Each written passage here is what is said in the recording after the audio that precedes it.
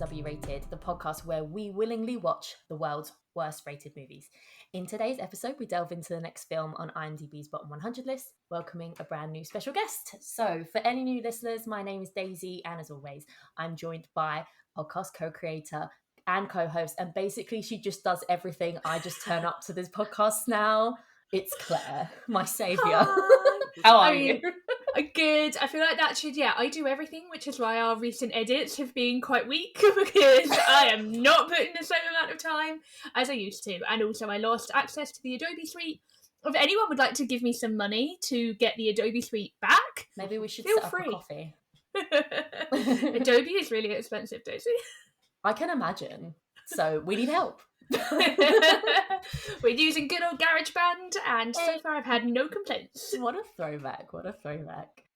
Okay, well, I'm very excited to say today we have joining us close friend of the pod, film and music aficionado and quarter of Fatal Attraction podcast. It's Amélie. Hi, girls. Welcome. How Thank are you?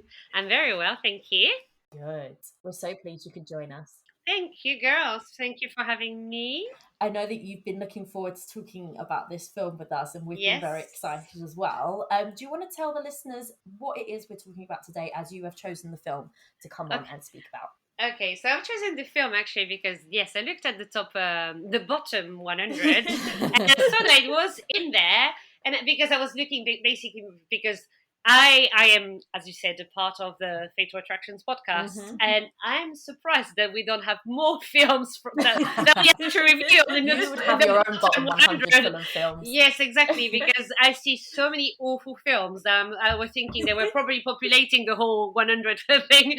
And then I saw that Glitter was in the bottom 100, and I was like, oh, it really doesn't deserve to be in the bottom 100. I've seen way more films, that are shittier than this one. And also, so I chose it as well because basically when I was a teenager, I was going out. My first boyfriend was a huge Mariah Carey fan.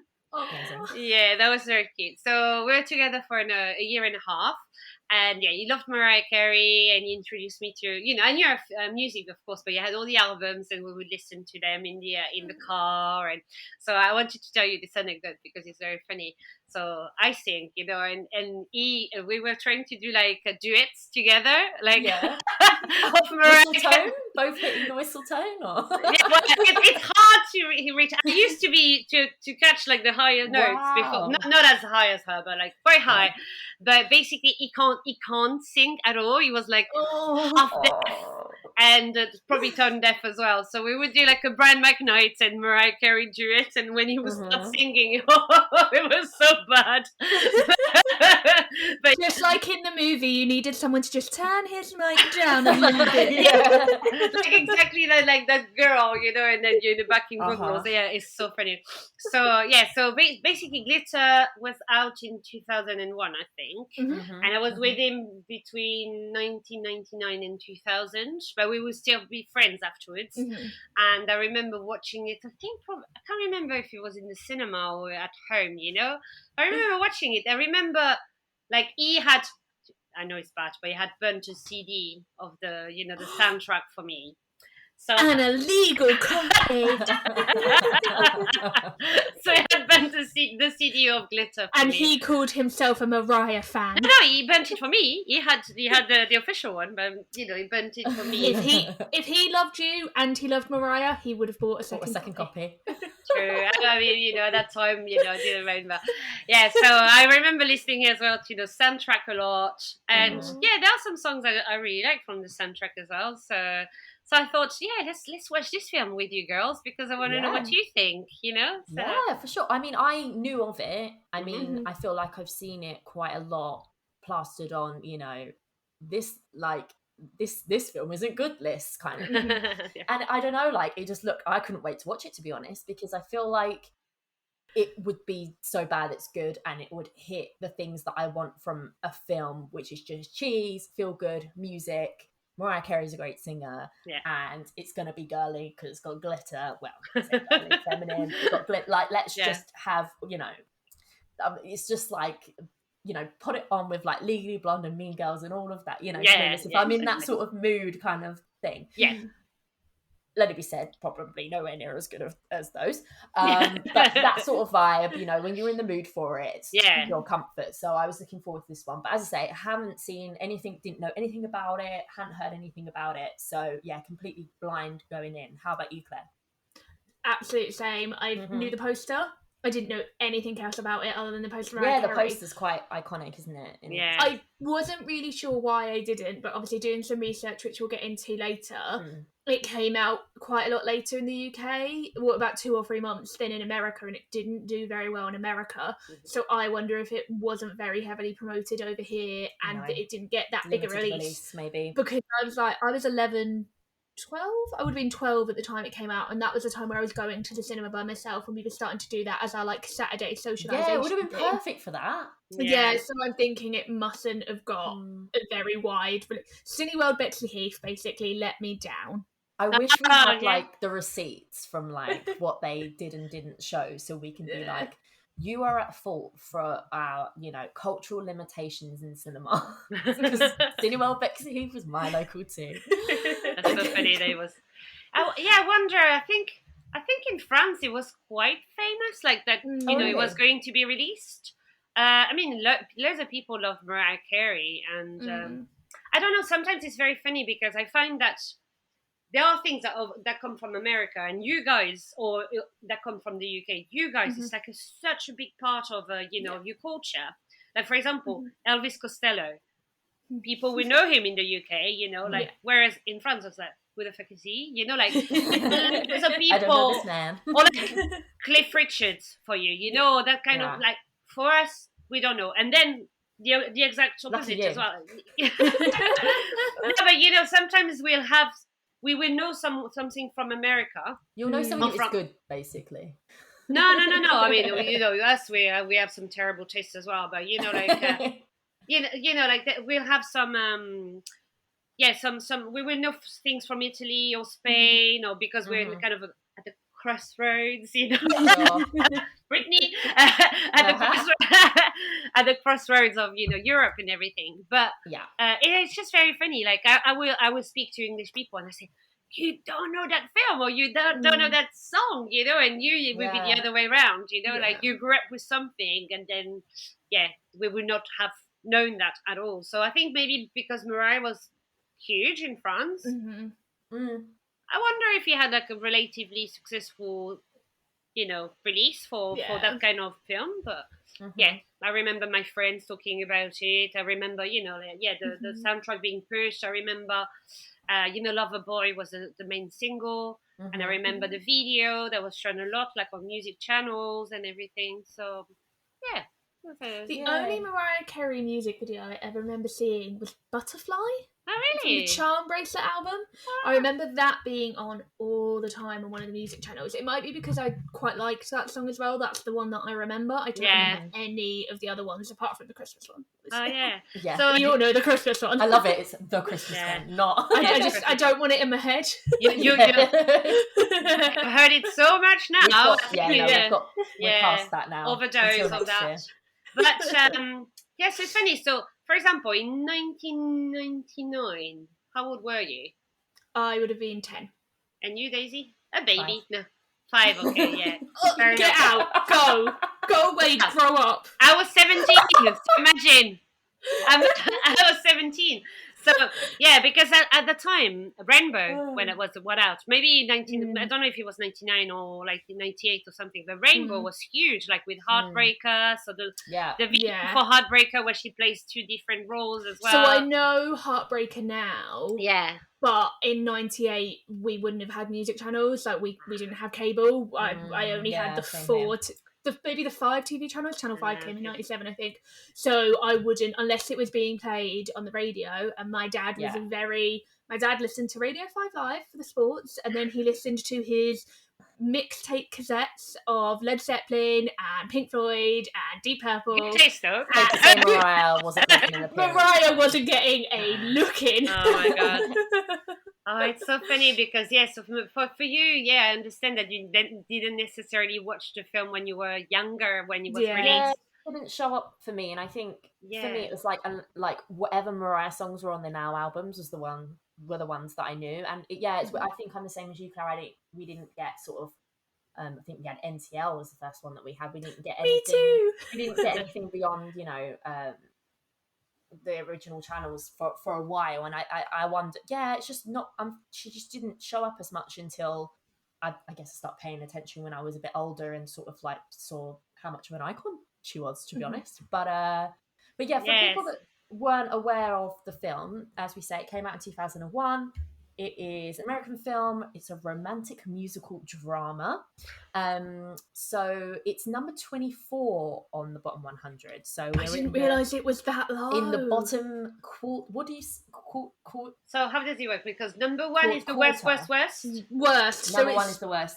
So it's in the bottom quarter, which is I'm just spoiler for my opinions of the film. That is way harsh, but me too. I agree. Yes. Yeah, so it's way harsh. 2.8 out of 10. I think it should deserve 4.5, 5. Yeah, I love it. Go straight to the ratings. Let's just do it. Yeah. Do it now. We can't hold me back. I'll do it later afterwards. But I don't know if you guys sort of are aware of like the cast and crew and their previous works. I had a little bit of a look, and it's directed by Vondi Curtis Hall. I could see best known for acting in the 90s, things like Chicago Hopes. It's not something that I'm necessarily familiar with. Story by Cheryl L. West, the screenplays by Kate Lanier, who did quite a few that I recognise the names of. Set It Off, What's Love Got to Do with It, Beauty Shop, I think that's Queen Latifah. And then of course starring diva icon pop star Mariah Carey. Did not expect to see Hotel Babylon's Max Beasley in the romantic role. I recognise him from that because my parents used to watch that when I was like, it was one of those shows that was on, and as long as I wasn't sitting down watching it, they could get away with it. But if I sat down, they were like, no, this is was that like a BBC soap?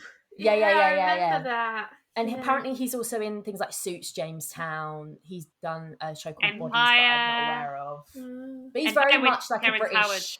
Howard. Yeah.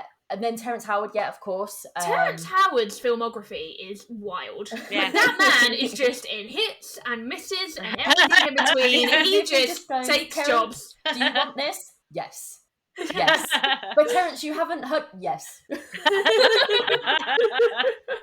And then on part of her Mariah's crew, Debrat, apparently American rapper, she did the soundtrack for Bad Boys and Big Mama's House, which was on the soundtrack. I haven't heard of her before, but I think she was quite big in that sort of era. I don't know if you're familiar with her music either. I mean, basically I didn't realize. Like when I watched it, I was just looking at her moves, like I was like, oh my gosh, and then I was like, who is that? Oh yeah, that's Debrat, and Debrat is on bits of Mariah Carey's songs. Right. And I know that she's done other music with her. Yeah, she's done Loverboy, that's for sure. But I think that she's done other, maybe like when they do like Heartbreaker remix or something, she might be on it. Or I can't remember. Okay, she was not as famous as Missy Elliott or something, but she's that kind of person. She had a that moment. will go on remixes, So as we say, she's one of the friends. So essentially, a summary of the plot before we sort of go into spoiler territory. Mariah Carey's playing a woman called Billy Frank. She's an aspiring singer, but she plays it pretty cool at the beginning. She's just like, I got this voice, and what? So she performs with her friends. One of them's Debrat, one of them's called Roxanne, played by Tia Texada. I don't think I recognise her in anything else. They meet in a foster home, and then they are club dancers together. Terrence Howard plays this guy called Timothy Walker, basically offers them a contract as backup singers and dancers to another singer.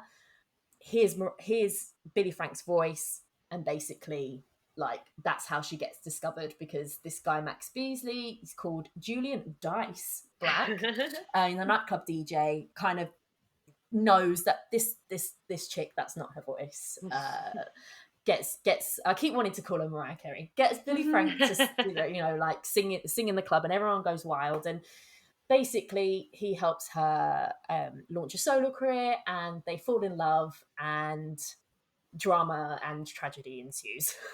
Shall we say? Basically A Star Is Born. I was thinking that as I was watching that, to be honest with you, I was thinking of the similarities. Now I've only seen the most recent iteration, but it was there was nothing in my research that said that it was an inspiration, but I'm like, heavily borrowed from, I would say. So, Amélie, do you want to kick us off and tell us what you thought about the film on your... Well, how many times do you know how many times you've rewatched it at this point? Is this quite I think I'm at... It's it was either the second time or the third. Okay. Okay. Maybe I had watched it twice when I was younger. I can't remember. But so not like you're not like, wearing out the VHS or anything. Definitely not. I watched it on... So for everyone, if you want to watch it at the moment, it's on IMDb TV. Yes, that's what I watched. That you can watch with your Fire Stick, which is or something. Great, but it literally puts adverts in at the worst time. Yeah. And that, look, it's a model that's for free, and it it's fantastic that we get to watch that through that place. But yeah, I mean, I wouldn't necessarily recommend watching something really good for the first time if you want to be completely immersed. I didn't necessarily mind it as much in a film like this that we're watching for the podcast. I can't say that there was any equally emotional, IMDb TV delivered the goods this time for us. So it was your probably handful of times you watched it before, second or third time, quite a while ago. So what did you think? So I think that probably when I was younger, I would have appreciated the story a bit more, like the fun. I mean, I still think it's very tolerable, honestly. It's, compared to everything. I think that's what it is as well. Back in the day, when I was a teenager, I used to watch loads of films as well, but I hadn't seen as many films as I've seen now. Yeah. And because I've seen so many films and so shitty ones as well, that I think everything is put into perspective. Yeah. So now I'm like, why is it in the bottom, 100? Because it's not that bad at all. It's a 2 out of 5 film, or like 2.5, or I don't know. But I think what I notice more now is the editing is really shit. Wow, those transitions. Yes, it's a transition. What is happening? I was like, the guy has learned one skill. Yeah. Now he's putting it in every single thing, all the transitions. Would you like to see some skyscrapers? Let me show you some skyscrapers. Some more. This is New York. We have tall buildings. Skyscrapers. Every 5 minutes. Exactly. I love it. This is New York. Accelerated. Everyone's going fast. But then randomly in the middle of the scenes, he'd be like, and now some slow-mo. Oh my god, yes, exactly. Did you? So that was great. I personally loved it. I bought into it. Is the whole sort of like vibe. I was like, the editing is a character. This is New York. Yeah, there's a part with Max Bisley, as you said, the slow-mo. So he's like in the middle of the crowd, and then suddenly it's like everything is blurry around him, and then he's like walking really slowly, and it's just like as if there's like almost a glittery. Yeah. Oh my god, it was so glamorized. Like when they glamorize. Yeah, it's so weird. But the editing is like when they were complaining about Bohemian Rhapsody having terrible editing. They had not watched Clare. Yeah, there's basically one part with I think it's Terrence Howard and Max Beasley when they start talking. Like they try to set up a deal, and the same. I think the way it's edited is just like so cut. Or do you say it jumps a lot? Yeah, like that. It's like it's so strange. I was like, what the fuck? Is it the same editor as Bohemian Rhapsody? But that was what I felt with like the whole film. It just felt like it was like, and here's a scene, and here's another scene, and here's another scene, and now some people are going to talk in this scene, and then we're going to have another scene where some people talk, and it never let you like sit in the moment or the emotions. That's it was true. Like, next scene, okay, you've done that now, next scene, okay. And I was like, whoa. It's like, this is both, it felt really slow. It felt like the film was longer than it was. Yes. But at the same time, the whole film felt like it was on fast forward. And I was like, whoa, hang on, is she famous yet? Wait, are they in love now? How long have they been together? That's quite an achievement Like, to feel long, but also like it's on fast forward. I felt like there were too many storylines. And I was like, pick a lane. Like, is it Is it about her and her wanting to be famous? Yeah. Is it about her and the relationship with Domino? No, so Dice. It's squares and numbers. Squares and numbers. So is it about her and her relationship with Dice? Is it about her wanting to reconnect with her mother, who she lost contact with for the foster care system? Is it about missing a thread that connected everything together, which was her character being a character and not a stand-in for Mariah Carey? Yeah. But as Mariah Carey has said many, many times, it's not in any way autobiographical. It's nothing to do with her. But, so, you know the fact that the mom sings at first? And mom was an opera singer. So she grew up as well, learning how to sing thanks to her mom and everything. She's also mixed, like, you know, like the parents. So, and she also had a really tumultuous relationship with a record exec who controlled her career for the first half of her career. Yeah, she's too similar to Monteo or something. Yeah, it's Motola or something. Yeah. That's it. And even just like, I know that people were commenting sort of like just the scenes that, like, you know, about the photo shoot with like the sexualization of her and things like that. Like, I was very much watching it thinking it was her way of sharing what her experience was like. And I do wonder if because of the success of the film, she's kind of distanced herself from it being something that's close to her. I do have a quote about that if you want it. So it was a quote to USA Today, and she said, "It started out as a concept with substance, but it ended up being geared to 10-year-olds. It lost a lot of grit. It was gritless, in fact. I kind of got in over my head." So maybe she wanted to have all of that stuff because she came up with the treatment. She helped create the film, right? So she wanted to put based in something. Like, Billie is not Mariah, but she's put enough of her own life in, and like in the Lady Gaga A Star Is Born, there were a few little things like that they did put in to replicate or mirror some of the things that Lady Gaga faced trying to come up in the industry. So it does make sense. But so I wonder if there was more of that, and then it just got watered down and watered down and watered down. And that makes sense, you know. That does make sense. And the thing is, it's funny because someone was saying about, you know, like how she gets all those comments about the sexy photo shoot, you know, with the bikini. Yeah. And they were like, as if, what pop singer wouldn't just sing in a bikini? And she's always in bikinis in every single video of hers. I found it so strange that like a big point of the plot was that she got all sexy when she got famous, and like there's a scene where Dice has a go at her for dressing like a slut at an award show or an event. But there was this specific one where they're at an event and she's wearing a gown, like a gown, but it's a gown. It's just the shoulders are out. I'm like, she looks pretty damn covered up. And I felt for most of the film she didn't look anything like scandalous at all. No. One of the so I didn't realise until after the film had finished and I started listening to other people's opinions of it that it was set in the 80s. At no point. But it does say 1983 or something. I missed that bit. At no point did any of the styling tell me it was in the 80s. It didn't look a little bit 80s for me. I think, but I thought her clothing was. And then I attribute it, but it was mainly the music for me. Yeah. That, you know. But her clothing didn't seem, so I don't know, like maybe in the 80s what she was wearing would have been scandalous, but for the 2000s what she was wearing was completely normal for any young singer. So it was a bit, and like apart from the bikini, and the bikini was ridiculous because they could clearly tell she was uncomfortable, and she was clearly the scene, it played out. It wasn't I'm gonna make Max, I keep calling them like Mariah and Max. I'm gonna make Dice angry.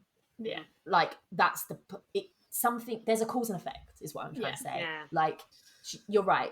You know, that is the turning point. I think that scene where she's doing the music video, and it goes from the music to her being idolized, and he's experiencing being pushed out for the first time, where his opinions don't matter. She's clearly uncomfortable, but is still trying to be cooperative, and that's the start of the contention between them both in terms of, you know, her being the star and him being left behind. So I think that works well. But you're right, when it later happens where she's talking to whoever is sort of deemed this, you know, this successful, good-looking man who wants to then, a musician, Eric Bennett. Yeah. What's the duet? Wants to duet. Like, clearly he's, Dice is like super jealous and everything like that. So it's as if he says it out of spite, but unfortunately the script doesn't have that much nuance to it. So it just does seem out of place, and I think that's the problem with the script. It's very much words on page, scene to scene, without, like you say, Claire. I think the problem is the characterization, very one-dimensional. And I got really confused as an audience member.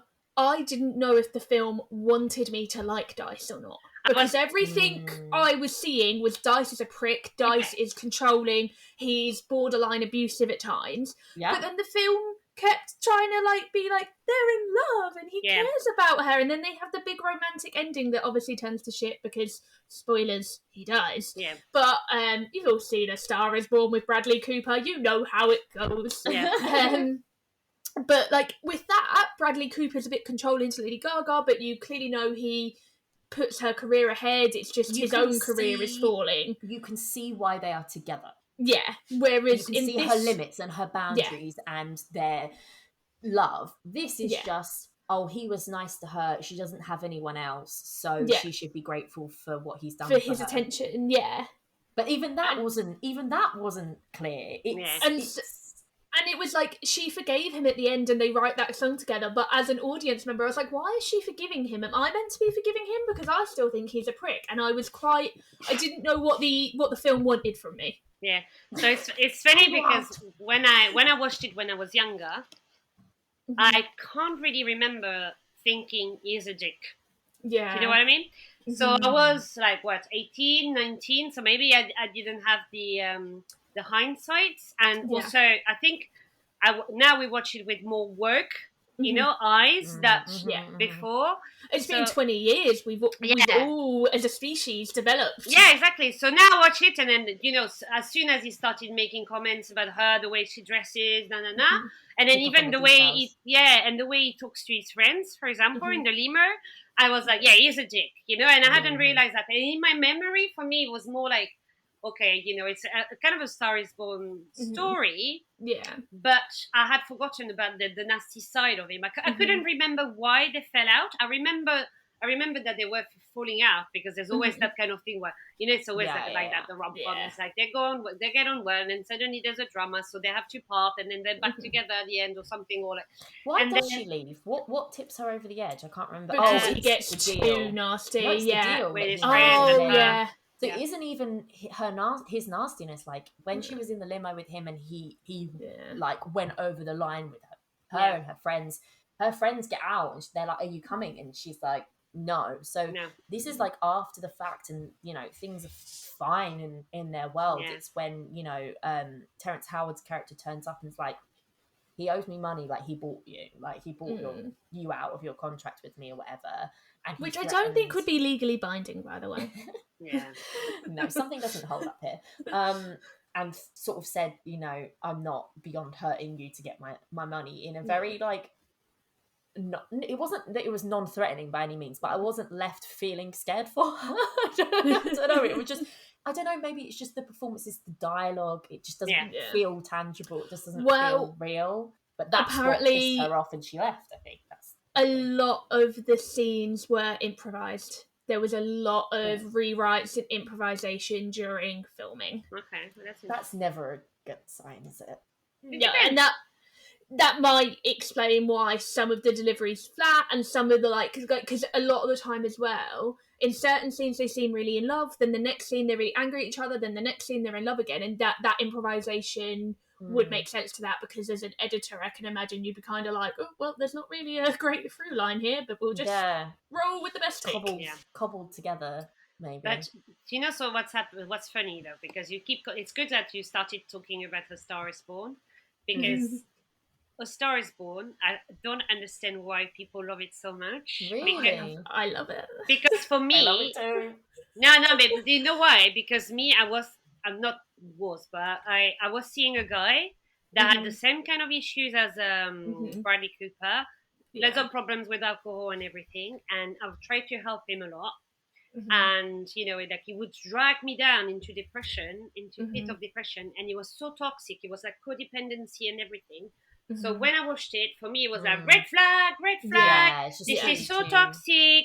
So when you say I can understand that they're together and everything, me, I'm like, oh no, it's so bad. It's such a bad relationship, so toxic that just takes you out of it. It takes me out of it. For me, it's just I don't understand people that idolize it so much, because I'm like, girls, don't get into a relationship like this. This is so toxic, I completely see where you're coming from, and I would agree with that. I think the difference between that and Glitter, though, is that whilst the relationship in A Star Is Born is probably just as toxic, you do see at the start and at various points in the film the good times, and you do see there is love there despite his issues that are bringing her down. You do see moments of genuine love and connection, and they have chemistry. Whereas in Glitter, whereas this doesn't feel very earned. There doesn't seem to be any chemistry. You don't ever see the good times. It just feels very, these two people are together out of almost circumstance. When they're in the recording studio, I think it's probably over halfway at this point, but nowhere near towards the end.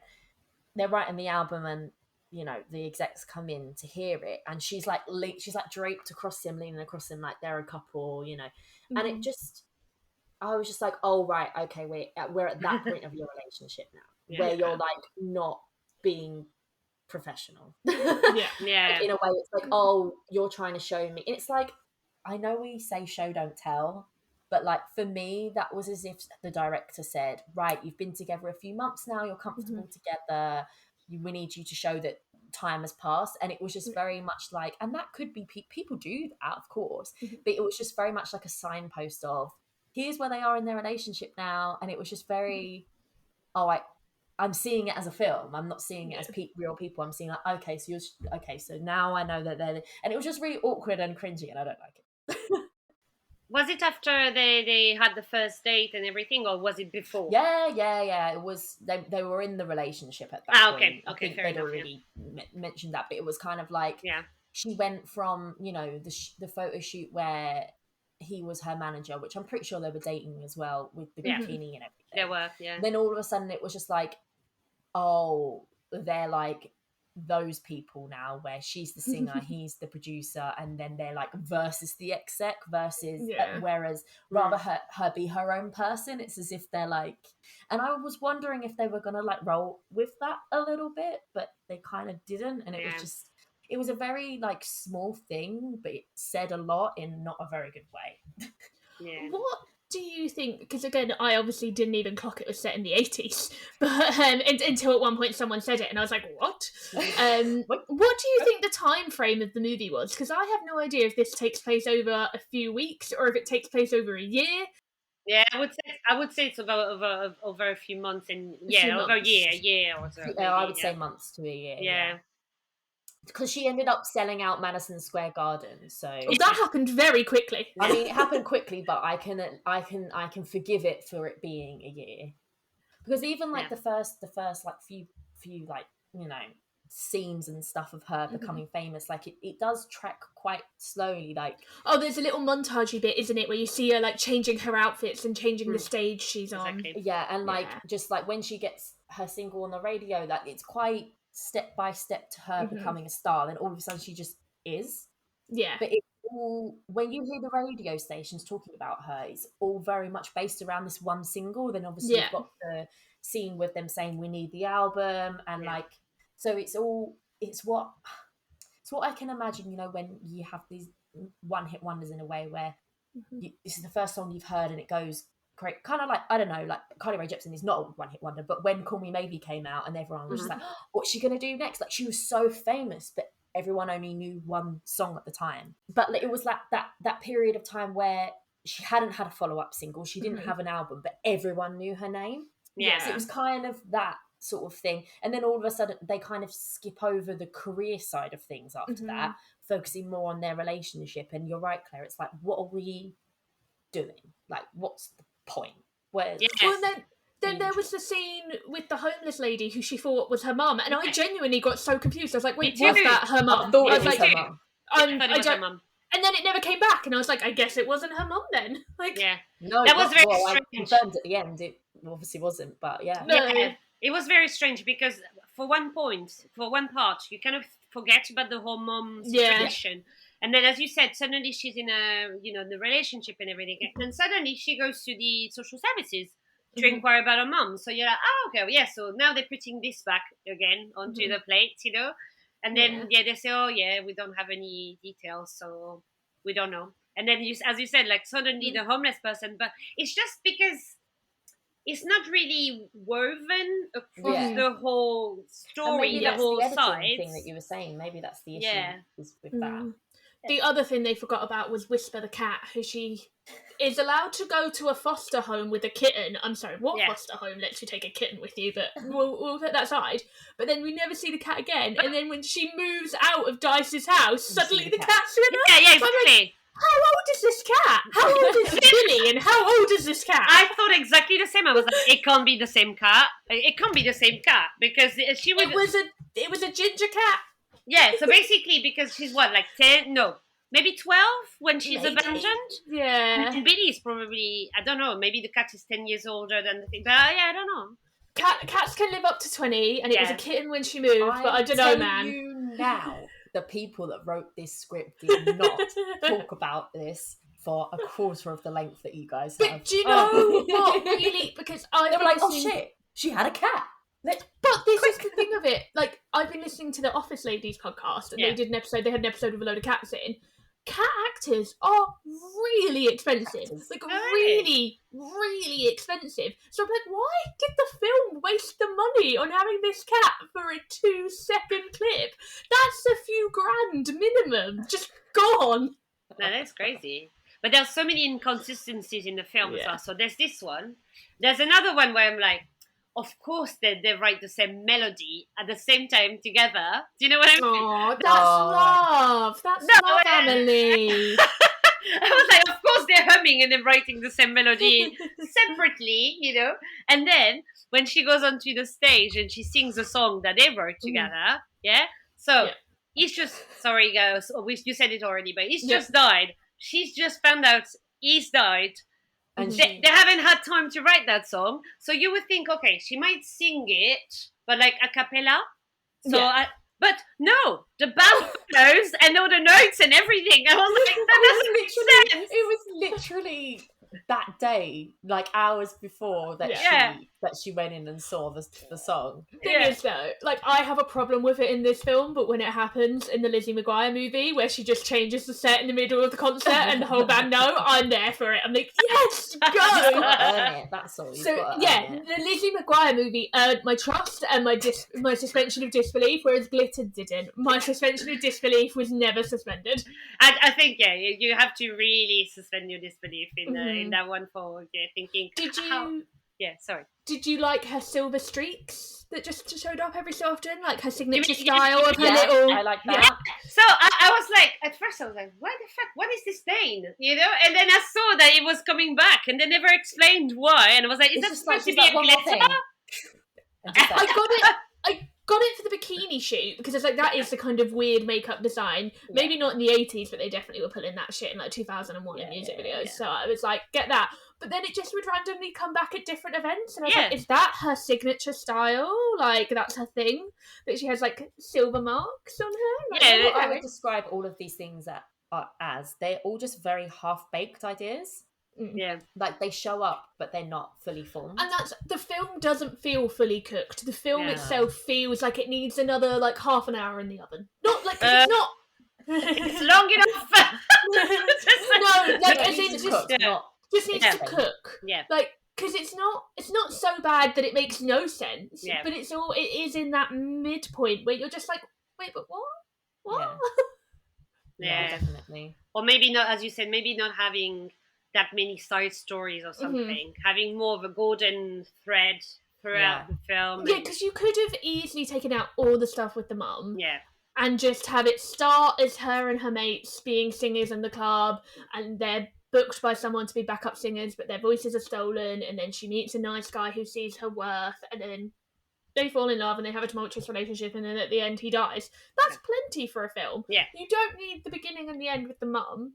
I mean, No, you yeah. don't. Well, Because It could have focused. There was a quote from Max Beasley about well, you said earlier about it losing its grit. Mm-hmm.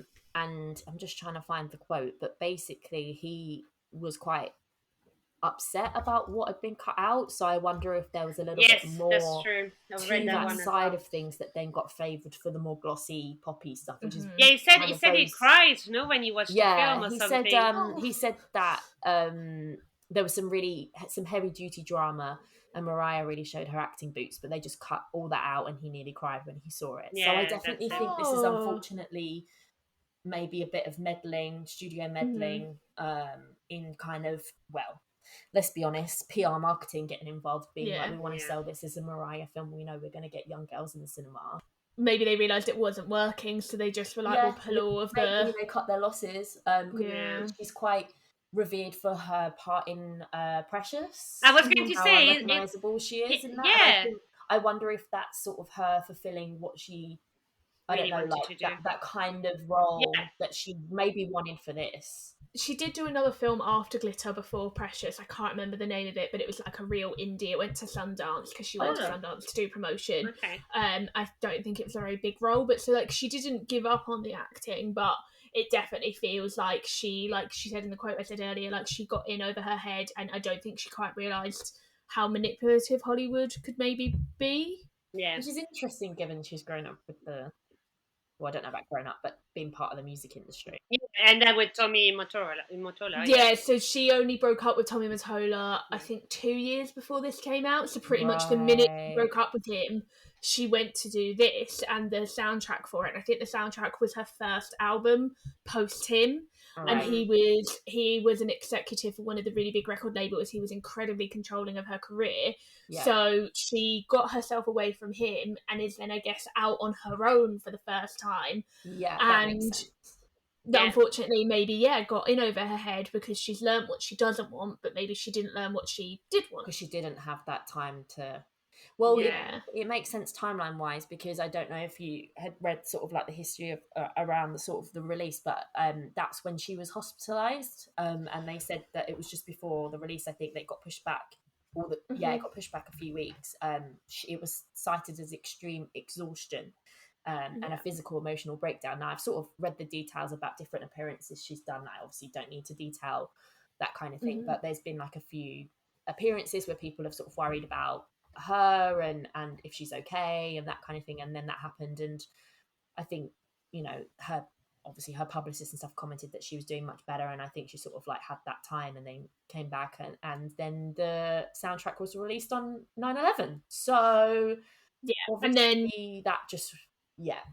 when the movie came out, then following the poor soundtrack sales and the poor movie reception, she was dropped by her record label immediately. So that was Virgin.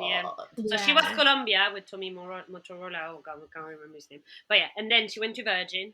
And then she got dropped because they had because of the bad reception. I will say, if people are interested in kind of the more kind of dark, like the social, just the backstory of all of that. There's a really good podcast called Even the Rich, and they did a whole series on justice for Mariah Carey, and they went into all her backstory, and there's an episode on Glitter which was really good. Cool. And the guest on that episode is someone called Matthew Jacobs, who is a writer, and he did a really good article called The Never-Ending Story of Glitter 20 Years On, which is either on Variety or Vulture. So I will link these when we release the episode. It's really, if you're interested in kind of learning what went on behind the scenes, what was going on in Mariah's life, I found his article really, really interesting. And it does go into like the things that Daisy said about the kind of odd press appearances and then the hospitalisation, and it talks about what was going on behind the scenes with Virgin and kind of like a rivalry with Jennifer Lopez that was being fueled by her ex-husband. So there was this whole stuff. But so it sounds like she had an absolutely awful time. And apparently she was diagnosed with bipolar during that hospitalization. So weirdly enough, like Britney, probably around the same time as well. So yeah, and it goes back to kind of some of the things we were saying when we did our Lindsay Lohan episode about like the 2000s were just a horrible time press-wise. They were so intrusive and women were treated so poorly. And like, we'll come on to reviews later, but one of the things that upset me when I was reading reviews was almost every single review didn't talk about the film. They talked about Mariah Carey's hospitalisation, and they talked about her as a person and not about the film. So the film, it's not, you know, it's a messy film, but no one even cared about the film. All they wanted to look at was the circus of Mariah Carey. To talk about her, which I guess is what's been tarnished the film in a way, because that's what the legacy is left with. Yeah, I think it's because of her. I think that because, you know, they decided to pan her, like they decided to think, okay, she's an amazing singer, but she can't really act. I don't think in that film she acts that badly. And honestly, in Precious, as you said, she's unrecognizable, but she's really good in Precious. And I think that if it hadn't been her in that main role, and you had been just an actor, I don't think it would be criticized as much and would be rated as it wouldn't be on this list. No, I don't think so. It wouldn't be on the list, and I don't think it would even be of any kind of note. Like, I don't think anyone would have paid attention to it at all. Yeah. So you just touched upon sort of her performance. I quite liked it. I think it was quite understated. I think she was quite playful, and I think she did her best. I actually, I found it difficult before to sort of say, okay, how much of it is the actor and how much credit do you give to the director? Here, I do wonder if she was supported enough as a lead actress in this with that previous experience, because I feel like that she's not bad, but I just don't think she was given anything to support her, and she doesn't have that much material to go with. One of the reviews I read said, like, unfortunately, she's not a bad actress, she mostly poses. She doesn't act, she poses. She stands and she smiles and she looks pretty, and that is a thing of the script, I think, because she isn't given much to do, and it is a lot of like men talking about her career rather than her being her own character. It's a lot of Dice telling her what she's going to do and Dice complaining to record labels and her just standing there going, okay. That's true. Which could have been an interesting thing to comment on. Isn't going but we weren't there in 2001. No, it doesn't go anywhere. But yeah, even as I've touched on before, all of the characters are very sort of one note, like the sort of the jealous, fragileness of Dice being the exec. I didn't rate his acting. The accent. The accent. Is it bad because he's British, isn't he? Yeah, it was it was very, I'm going to do a New York accent from the 1930s based on Bugsy Malone. Then it's not all bad, it's just not good either. Like the mum, the opening scene was impactful. Like, why was the opening scene so muddy? Yeah, it's very brownish and it looked mucky. But it's for the flashback, I think. You know, it was in sepia times. Yeah, maybe it sepia was times. Yeah, that's it. Yeah, maybe it was inferring. It's like when you film in Mexico. Mexico's orange. We know that Mexico is orange as a place. Unfortunately, I watched something the other day where they were in like Beirut or something, and I was just like, yes, it's very orange. Filter. Yes, like the air's different or something. The other character I wanted to quickly touch upon, which I enjoyed, was the publicist, obviously, as a PR. Yeah. Oh, like one note and one dimensional and therefore perfect. Like she came in and was just like, "Hi, Biddy, lovely to meet you. I've got you booked in for this, and this, and that is all. That is you go in and you go out. Like people do not have time for you. They are talent, but then I can see how it comes across to the person, but it was just interesting for me to go, this is a caricature, but also it's not far off. Like, I relate. So, what would you do if, I mean, you don't work with people, you work with products, but what would you do if your product was person and they refused to sing on SNL 5 minutes before they were meant to go on so they could go bail their boyfriend out of prison? Have a mental breakdown. I've had mental breakdowns for less.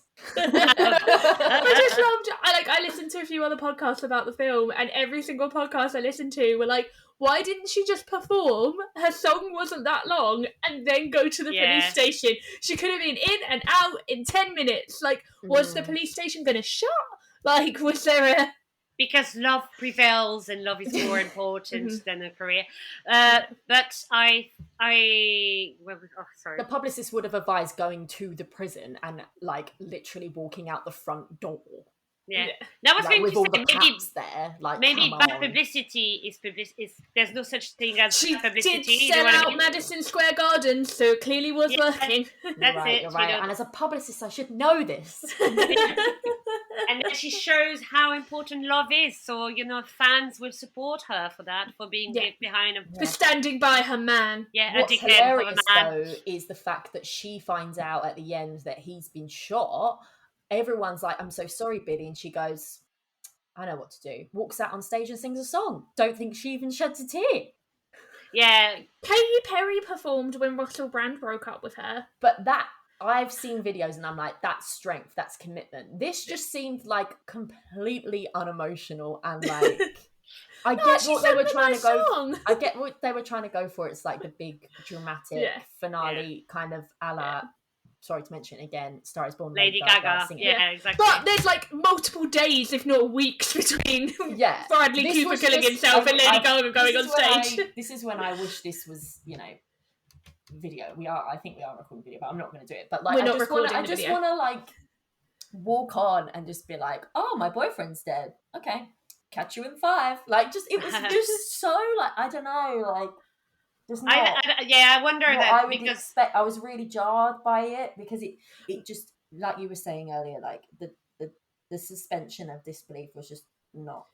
But she's like, oh, thank God, he's dead now. He won't keep ruining my career. Arthur, go on stage. It was just, there was just no reaction, I felt. And I get the reaction was the heartbreaking song. The reaction was everyone in the room turning around going, Billy, I'm so sorry. And I can't even remember what she said. She just stands there. Yeah. I don't think she even says anything. And sings. It's... And then that's it. That's the end of the film. We don't even get No, that's not the end of the film, because then she gets a letter. She somehow gets a letter from him. So he was murdered by Terrence Howard on the way to her concert, but somehow the actor, not the character. I don't remember what his name was. Timothy Walker or something. Oh, yeah. I kept calling him like Dark Hat Man because he was always wearing like a hat and standing in shadows, like a proper like gangster. Yeah. But so somehow, between leaving his house and being shot, he managed to find her limo and leave a flower and a handwritten note just so that he could tell her that he did find where her mum was, that social services called to his house because that's the number she gave. And then she drives in a limo and a glittering gown to a farm. I'm like, babes, you would have gone home and got changed. Like, why are you in the gown? And then she waddles. But she does that really awkward little waddle up the grass and the heels of the sequin dress. I was like, what is happening? It's like, when we were doing I Know Who Killed Me, and we were like, I get what you're trying to do, like with the visuals and the tone and the feel, and I get what they were trying to do. Like, look, we should definitely get her going straight from it. So it's like the contrast of her success, and I'm just like,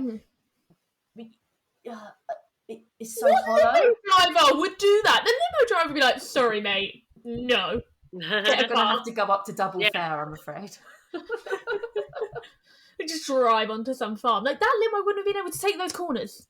It's true, in the middle of Maryland. Speaking about outfits, what did we think about sort of like the makeup and costume and... Well, I mean, we all loved the silver streak. Loved the silver streak, obviously, I thought they were fun. I hated the hair. What was with the weird ponytails on the front of her head? Yeah, that was weird. But when she had the nice blow dry, it was beautiful. Yeah, but there was some odd ponytails. Yeah. The cap. Did you like the cap at the beginning? No, the cap. Have we documented my hatred of hats on the podcast yet? I really hate hats. So a hat's never going to work for me. Are you don't like hats? No, get rid of all the hats. Okay. Hats are bad. No one looks good in a hat. I like Emily hats. in Paris, stop wearing hats. I like hats. But not for everyone. But that hat looked terrible with the little ponytail on the side. How do you call them? The pigtails? She looked like pigtails. She looked like a jockey, a horse jockey. Yeah, she does. No, but everyone who wears a hat looks like a horse jockey. It's why people should stop wearing hats. That is a spicy take. Sorry, I really, really do hate hats. But yeah, like you sort of saying about not realizing it was in the 80s. Like, I do think that I don't know whether the costumes were wrong or just understated and not like obvious neon, but I think it was to do with like the culture of where they specifically were, like the hip hop side of things, like, and the R&B, like all of the songs that they included. I was like, yes, this is an amazing song. Like, I grew the up songs, my you? mum Yeah. playing those songs, and that I was like, oh, you know, maybe there is some sort of, you know, knowledge and experience here in that scene. Equally, it could just be that they were clueless, because I haven't been to that scene, the club scene in 80s New York. So this is New York. Can I just bring it back to the costume? Because when you were talking about that, it reminded me of when they go to that fancy dinner and she's wearing the very nice pink ball gown where she's told that she's a whore. Gorgeous. Yeah, she looks great. Yeah, but there's a scene before where you see her two friends getting ready, and one of them's taking too long and pulling out the ugliest outfits ever. But then they go to what looks like a red tie event, and one of them was wearing some like really over the top kind of colourful thing, which is a look, but the other one looks like she's wearing like a hoodie. I don't remember. But that brat, she's got that kind of, she's a rapper, so she's. Yeah, but I was like, you're wearing a red tie event. I didn't even think they would get in, to be fair, because I thought that's I had forgotten what was happening, but I was thinking they won't be on the list, and they would and they would be like, you're not going in. Yeah, and I thought they'd get there and be like, you didn't tell us it was so fancy. We feel really like there'd be a drama about it, but no, they just turned up, stood there, and then went home with her, and then told her boyfriend he was a dick, and then that was it. Yeah, that's it. Yeah, there's not really any like consequences to. You're right. It's just like seeing. I mean, he did get shot. No, I don't mean like in that way. I just mean there's no like. There clearly was not a script supervisor here going, oh, this doesn't really make sense. This doesn't look right. You know, there was no one tying it all together. It was just, this is the next scene. Let's get it done. Let's just get it done. What you need is the editors from like Made in Chelsea, because they turn anything into drama. Oh my god! So like, you needed one of them in there. Exactly. Yeah, you're right. Definitely. Did you what did you guys think about sort of the? Obviously, there was mention of sort of Billy Frank's character's background being mixed. Mariah Carey is mixed. I did not know that. That was one of those things that I only found that out a month ago because I was reading an article. Oh, wow. You didn't know? Yeah, I didn't know that. Yeah, I didn't realise, and I'm sure I'm not the only person, but also at the same time, I mentioned it to my boyfriend. He was like, really? You didn't know that? And I was like, hey, I didn't know. So I was like, am I stupid for not knowing this? But I'm glad that I watched this and I realised, and then obviously there's a lot of research about like her experience of racism and misogyny in the industry and stuff like that. Like, what did you guys think about, like, it didn't really touch on it, but obviously, as we've said before, you know, there's a lot of similarities between her and this character. I don't think there was a bit more. That's it. I don't think there was a problem with putting it in, but they didn't do anything with it, so it did feel kind of throwaway. Whether she just wanted it stated, I don't know. But it did feel kind of just thrown in so that it was said. And I think they could have done more with it, but I think in 2001 they wouldn't have done more with it. And maybe it was one of those things where it was part of her treatment and it was important to her, and then it kind of just become something irrelevant by the end. But also maybe because she said, oh no, it's not autobiographical. So maybe, at first they talked about it, but then they were like, oh no, if they keep talking about it, then it's going to be too close to my life or something. Yeah. So I'm going to distance myself from that kind of story. I guess, sorry, I forgot to tell you, about the locations, and because you were saying it's 1980s New York. So at one point, there is this really cool club that is like a church. I was like, oh my God, I love this. So I looked it up. So it was an actual church. It actually existed because there's like a sign of the club, and then I looked it up, and it was the Limehouse, I think. Yeah, Limehouse. So I think I looked it up, and it did happen. It was in the 80s. It was a very famous club for rock and disco. And then in the 90s, I think it changed genres. And I don't know if you ever heard of a film called Party Monster. I've heard of it, but I've not seen it. Yeah, with Macaulay Culkin, and I think there's Marilyn Manson in it as well. And there was this kid that used to be like a party animal in the 90s, and he used to go to that club all the time. And I think he got arrested for murder and dismembering someone. Oh my god! And so that's the story of Party Monster, and that happened there as well. And it was associated to that. And then they closed the that because there was a chain, there was a franchise. So you had one in Chicago, one in Miami, blah blah blah. Right. And I think it closed at New York. I think they closed everywhere, but it closed in New York. And then they transformed it into a gym. So I was like, is the gym still in the bloody church? Because I would like to see that if it's actually the gym is in the church. Yeah. Did anyone else have anything they wanted to share about? I was just gonna ask Amélie, because obviously this was like kind of billed as a music film, and like Daisy, you said you enjoyed the music. I didn't notice any of the music in the film apart from the one song that she kept singing over and over and over. It was more the music that she wasn't singing and more the soundtrack that I... So she did a whole soundtrack for this film. I can't think, like, what was on the soundtrack, because there was not a single song in the film that really, like, stood out to me that I was like, I can't wait to get, like, to bring The Star Is Born back up again. Like, Shallow, banger. The song I'll always remember you that way. Like, for about 2 weeks after that film, I listened to that non-stop, and my boss would just look at me because I'd be getting, like, with my headphones on at work, just, like, having a moment with the song. Whereas in Glitter, I didn't feel like any of the songs really stood out as, like, popping, and I didn't feel like any of the songs were really giving a lot of time to pop either. I think that's the problem, because... So, because I listen to the soundtrack quite a lot, there are 3 ballads on there that I really like. There's Reflections, there's Lead the Way, and maybe Lead the Way. And there being that many ballads in the film. Yeah, no, there are 3. And Never Too Far. So basically, there's one, what is it? Oh, what I believe, something like that. Little chills. Oh, that's good that you got the chills. But yeah, there's one. Yeah, that's Lead the Way, I think, and that's kind of like in the first third of the film. I can't remember when she plays it. Every all of the songs. But I don't feel like she ever like stands up and sings exactly. It. And then Reflections is when she sings on the piano about her mum. Yeah, so there's another ballad. Time where she does, with musicals generally there is a time where even if you hear bits and pieces of the song elsewhere, where the whole song is sung, and then it's part of the film. That's why I wouldn't even call this a musical. It's not. It's a film about music. But there was barely any music in it, like musical numbers within it. Like no. Coyote Ugly has more musical numbers than this. No, which also, the whole time I was watching it, I just really wanted to watch Coyote Ugly. I don't know what it was. Really just reminded me of Coyote Ugly. Is it because the atmosphere, I guess. Yeah, it's the same atmosphere. Yeah, because you get to see Adam Garcia dance on a bar. Maybe. I knew you were going to bring Adam Garcia up. I feel like Daisy has a thing about Adam Garcia. I like Adam Garcia. I love him, yeah. I mean, who doesn't? Yeah. Exactly. So I think because that's the issue, as you said, they haven't really developed and really put the songs, like you don't hear the song throughout. I think the way I remember, I think it's when they have sex.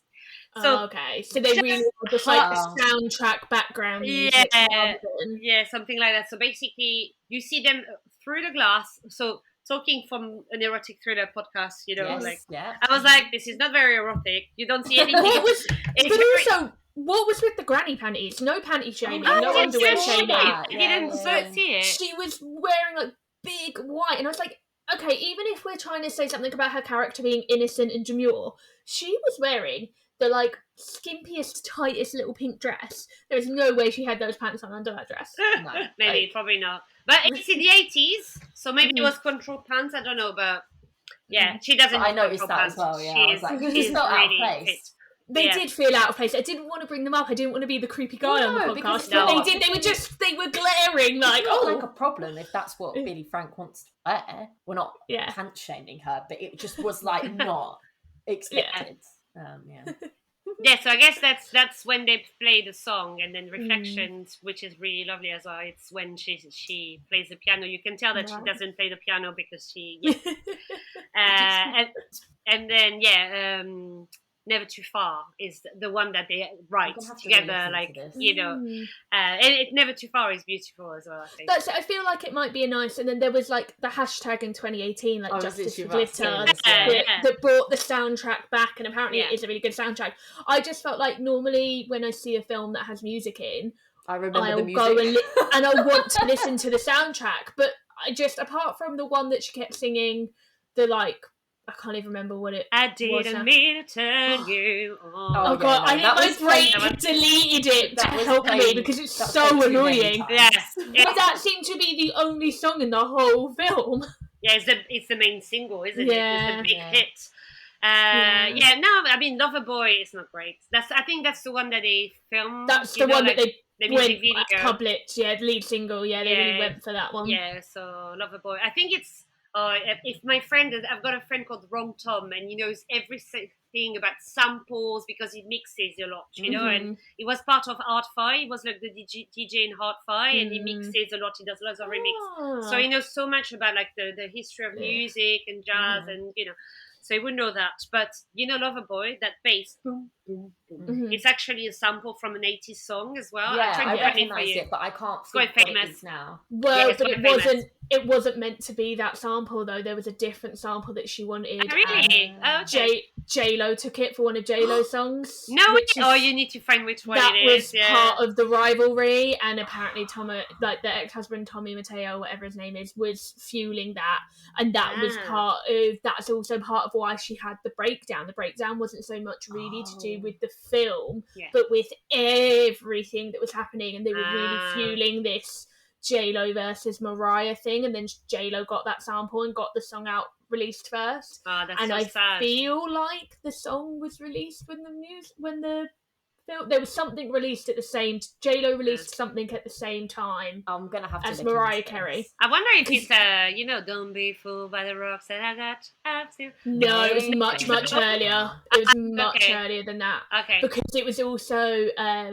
Mariah Carey supposedly said that she wanted to work with Ja Rule, so then J-Lo did I'm Real with Ja Rule. Yeah, oh no. I feel like I missed this rivalry. Maybe when I was reading about it, I was like, oh, do you know what? This does ring a bell, and I was a J-Lo person, so I'm like, I wasn't like the world's biggest J-Lo fan, but back in the day, you did pick if there was a rivalry. You picked. Really? Oh, when I picked Mariah. Sure. Yeah, no, we were a J-Lo. Maybe that's why I didn't know much about Mariah, because we were a J-Lo house. Yeah. I think that's the same here. I think because you were younger, and J-Lo arrived around that time when for you were that age, whereas I'm telling you, Mariah, for me, I think 1995 is fantasy, so the whole thing on the roller coaster and, Always Be My Baby, all the songs. What is it? Hero. I love those songs. But, Hero, Without You, all of the songs. I got them on singles. So I've loved her since I was 12, 13. And then Alexi arrived and he was like such a big Mariah fan as well. That I knew, so that's why I would have picked Mariah. Even when she sang Prince of Egypt, the song When You Believe. My dad loves Whitney Houston, and I would be like, no, Mariah. We were. I remember I got into music with the Spice Girls, and that was my entry to music because they came out when I was 6. But the time the Spice Girls were going was just about when J-Lo came out, because I remember Waiting for Tonight. I was like, oh my god, 2000, songs can sound like this, and women can look like that, and music videos can be this. That was my kind of musical, and I wasn't even the biggest J-Lo fan, but that was such an iconic song. Kind of took over. First J-Lo, Love Don't Cost a Thing. Still, that slaps.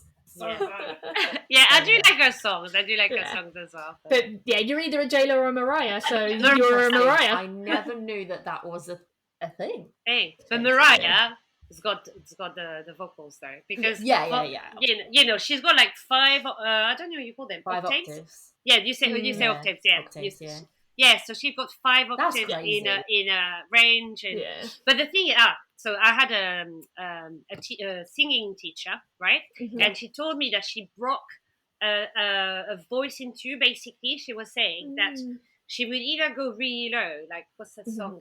My All. You know, when she says no no no, she sings really really low, and then she goes really high. And then she was telling me that either she would go with that really veily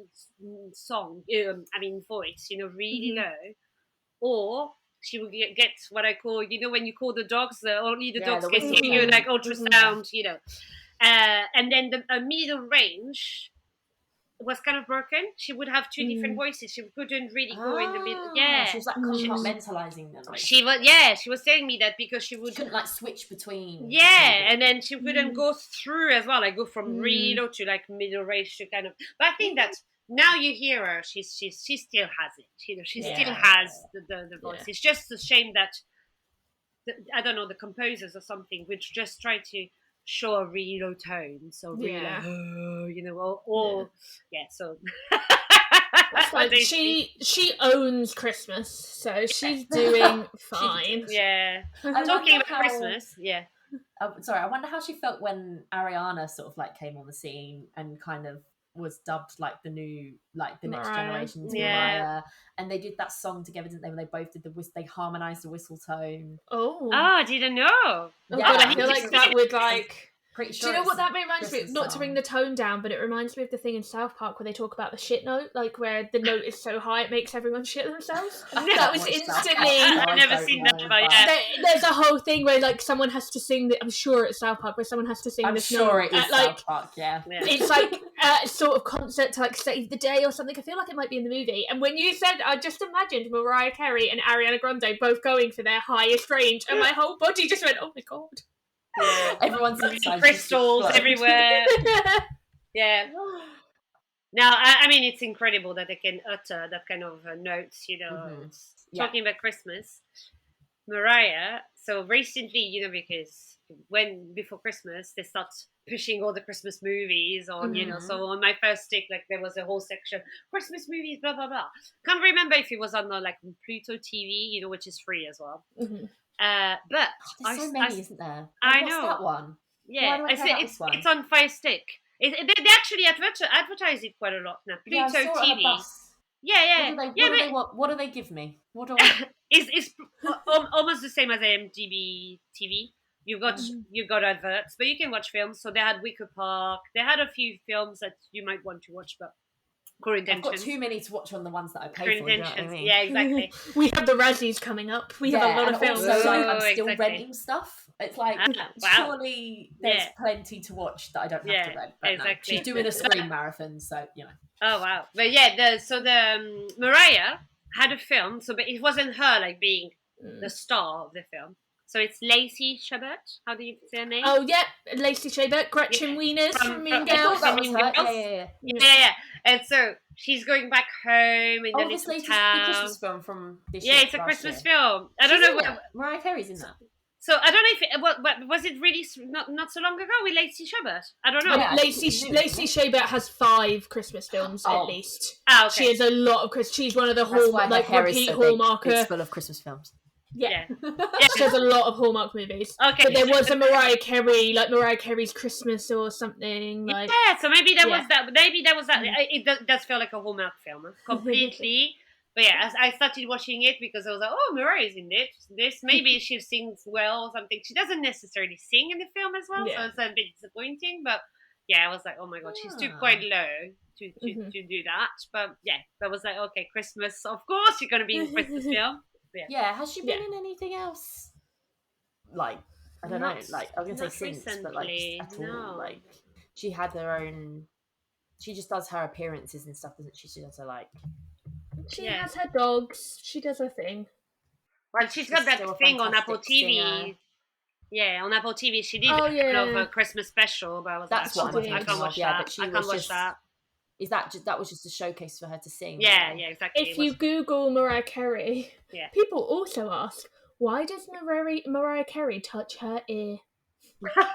She does singing. Maybe she when she goes really high, she starts putting a finger in her ear to kind of hear herself. Well, apparently a lot of people have asked why. Make it look cool, okay?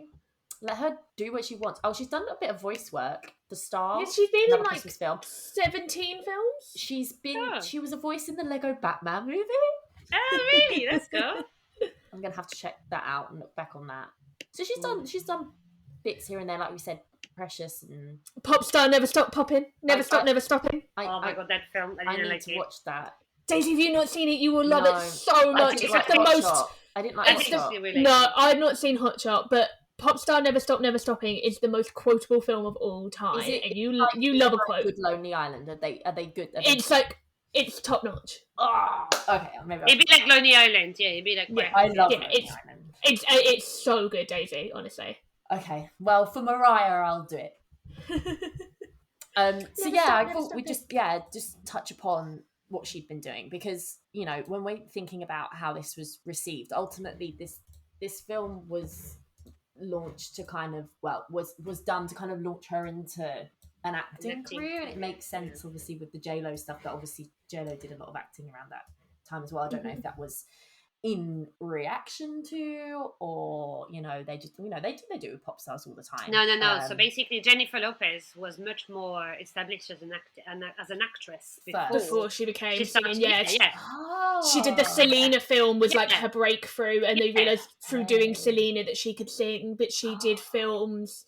She was never a kind of A-list actress, but she was starting to kind of be noticed, and then she blew up for the music. Yeah, exactly. So she was in Out of Sight. Outside. Yeah, the Net is with Sandra Bullock, isn't it? Oh yeah, maybe it is. Yeah. Sorry, I think I'm thinking of Outside. They've got very. No, she did kind of like some kind of thrillery spy stuff. It was really good. Yeah. And she did that film that I love, what is it called? It's the guy that did. Now I can't find it. Is it the one with Justin Bartha? No, it's the one with Vincent D'Onofrio. I think it was in 97 or something. She's basically The Cell. The Cell is so good. That's why I was thinking of The Net. I mean, The Cell. Yeah, The Cell is so good. I need to circle back. What film was she in with Justin Bartha? Am I thinking maybe that's Catherine Zeta-Jones? Yeah, Catherine Zeta-Jones. That's The Rebound. That's one of my all-time comfort movies. There's something else that's not actually a comedy, but I'm sure it's got. I mean, if you don't know it, then it probably doesn't exist. She's done quite a lot of films. She was. So what's the film with Matthew McConaughey? The Wedding Planner. They're in The Wedding Planner. Yeah, so she's on that as well. Yeah, Ghibli. We'll be covering that at some point, and I can't wait. Ghibli. Yeah, Ghibli. Yeah.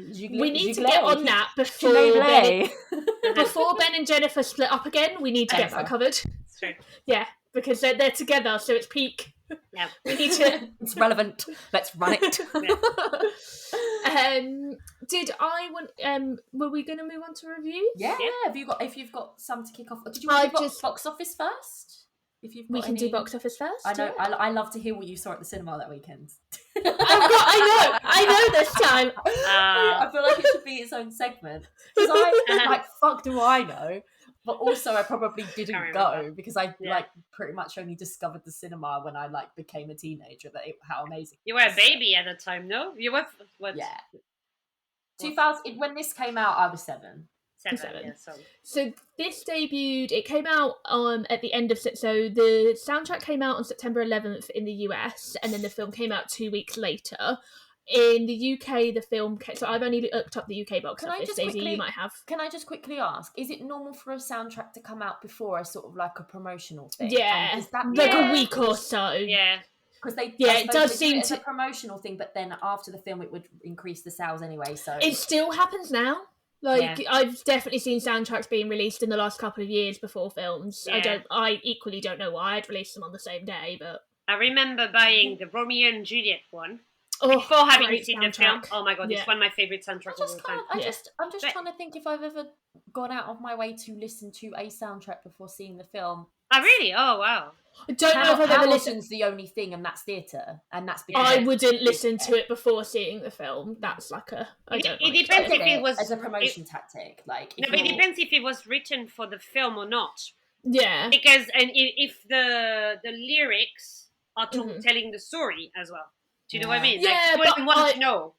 I wouldn't know if I wanted to listen to the soundtrack until after I'd seen the movie. Like, I wouldn't have known that Romeo and Juliet had a really great soundtrack until I'd watched Romeo and Juliet. No, but because I saw it, in the supermarket, and then I saw Radiohead, Garbage, and then literally, you just were curious and you liked the mix of the songs, and you decided, I missed that, don't you? The various artists of of CDs. I still buy CDs, as my aunt got in my car the other day and pointed and went, "You have CDs?" And I'm like, my car has a CD player. Yeah, that's good. If I'm gonna buy an album, I'll buy it physically, and then I can listen to it in my car. And the artist will be really happy with you, because they need people to buy actual CDs as well. My last CD I bought was Taylor Swift's Red, Taylor's version, and I paid the extra £1 to get a signed copy of it. Oh, that's so sweet. For £1, I'll get a signature. Yeah, that's nice. And you can tell it's a real signature because it's got a smudge on it. So I was like, it's not printed. Nice. Yeah, I can't remember the last CD. But no, just a genuine question, because it's an interesting tactic. It does seem to be a thing, yeah. Obviously, how many times can I say obviously?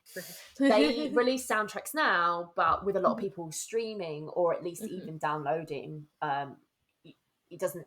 You don't really know. You don't seem to. It doesn't seem to be as much of an occasion. You don't know when people are doing that. Whereas I suppose when you used to buy the physical things, you'd be with friends buying them, or you borrow CDs with each other, and that kind of thing. So. Do you know you're gonna find me sad, but Sing 2. I don't even know if it's out yet in England. But because it's Taron Egerton being on it. You do love Taron. I do love Taron. And then I actually saw that I don't know why, I was looking on Spotify. Out. Yeah, it's out. It's been out for a while, and I've been listening to it so much, So I know the songs before I saw the film. That kind of thing. Because I'm just interested in why people choose to, if I don't do something, why people do choose to do that thing. Yeah. And that's interesting, obviously, you're saying. And I think that's maybe the draw is, if it's a specific actor or actress singing who you like I imagine Rocket Man's soundtrack was probably quite popular if it was released before the film, right? Because people knew Elton John's songs, it was actually, and people like Taron Egerton, right? I'm pretty sure I saw it like top of the charts straight away. So it's interesting when you think of things like that. Maybe A Star Is Born and that kind of thing. So I suppose you have to have the famous person vehicle driving it, and the or buzz famous around composer. Famous composer as well, because Hans Zimmer, Dune, he had released a few songs before the film was out. And so people are really excited about it as well. And I guess I think I go out of my way. I really try to not even watch trailers anymore. So the thought of listening to a soundtrack before would put me off. Whereas if you were really hyped for a film and you've been watching the trailer and you've been looking at all these images, then a soundtrack would. Because of the nature of like the reboots and the sequels and the remakes and book adaptions and just general IP favorability, there's so much more buzz around things that are coming up, and because of the trades basically allow consumer publications, people read like Variety and stuff, whereas like that back in the day you just get the magazine. Your everyday person in the UK wouldn't be reading it. Yeah, it's true. They know so much more about the films that are coming out that actually it makes sense now as well that the soundtracks build a bit of buzz. It's just not something that I partake in, so I never thought about. Yeah. Interesting. Back to 2001. So Daisy, you might have the box office numbers for America, but I only got them for the UK. But it came out on the 23rd of November in the UK, so a good 2 months after it had been out in America, and it debuted at number 17 at the box office in the UK, and only made 26,000 the first week. Ahead of it, the new releases that came out ahead of it were a re-release of Apocalypse Now, a film called Me Without You, a film called Baby Boy, a film called Heist, and then a film called Spy Game. They were all the other. None of those. But Spy Game and Me Without You. Me Without You, I think it's a film with Michelle Williams and Sarah Polley or something. And it's on BFI Player at the moment. I know there's a film called My Life Without Me, which has Sarah Polley in. So that's not Sarah Polley. It's the one with Michelle Williams. Okay. Yeah, it's on a BFA player at the moment. Oh, well, there we go. Yeah. But then still in the cinema, not new releases, which is what Claire would have been seeing, were Legally Blonde in at number 4, and at number 1, Harry Potter and the Sorcerer's It's Stone. always Harry Potter. And but that was the first ever one. So, and I do remember, like, my mum and dad would never go to the cinema. We went on a family night out on a Friday night to all go to see Harry Potter and the Sorcerer's Stone because it was such a big deal. So that would have been taken up the box office. I also think because of the films, the time period, we tend to do the 2000s a lot. Yeah. One day, there's a lot of 2000. No, but listen, there's a lot of 2000s shit on here. There's always going to be a Harry Potter. There's always going to be a Harry Potter box office. Yeah. Always from 2001 until when it finished. What was that? 10, 12. 2010 or 11.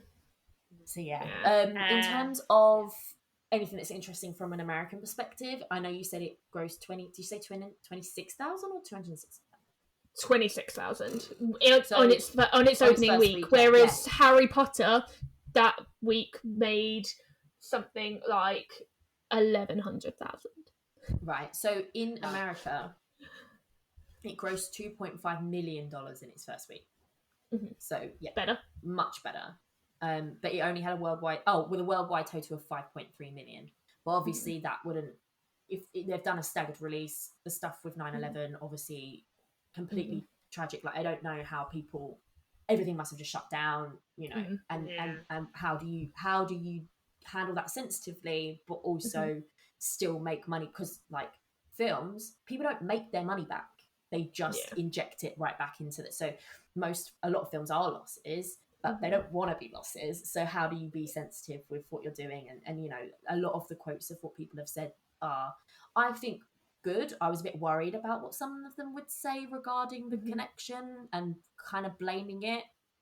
But everyone's been, from what I read, all of the quotes are very sensitive and said, this tragedy happened. And unfortunately, well, they didn't even say unfortunate because even that might be, but they've just said that, it is connected and that's the fact. That's it,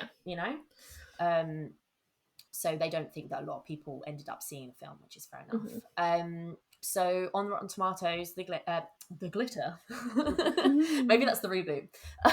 Glitter has a rating of 6% on Rotten Tomatoes, but an audience score, I don't know, it's higher. Is it high? Is it higher than? It's higher than the Flintstones. I can't remember. I want to say it was 29 or 33, but I know it was definitely higher. Oh no, that's because I checked it this morning and I got mad. I checked it this morning when I was reading my newspaper and having my coffee. I made a little video showing people how to change the score of the Flintstones every morning, like where the Flintstones is like the stocks. I was doing the research for this film and I spotted it. So then I made a Rotten Tomatoes account and I did a review for the Flintstones, 5 stars. Then I made a video showing other people of how they could put a review of the Flintstones on, and Twitter would not let me upload it. So it is a conspiracy. What about Instagram? Can you put it on Instagram? I didn't try Instagram. Yeah, you should try Instagram. Yeah. 48% is the audience score, which 48%. That's a huge not margin. Yeah. 6%. But that's a lot of Mariah Carey stands. Well, sure. But obviously, this is you got to take this stuff with a pinch of salt. But it's understanding what the aggregator, how it's made, and what it represents. It's still very interesting to think about, like. Just because it's the business, right? That's, I'd be fascinated to know what it was in 2017 before the 2018 Justice for Glitter campaign. It'd be really interesting to know if it spiked. Yeah, they should. I mean, they'll never will, but it'd be really interesting to see like a tracker, like of how things have fared over the years. But their consensus was, glitter is a hodgepodge of movie cliches and bad acting that's sure to generate unintentional laughs. Unfortunately, the movie is not bad enough to be good. And I kind of get that, the whole not bad enough to be good.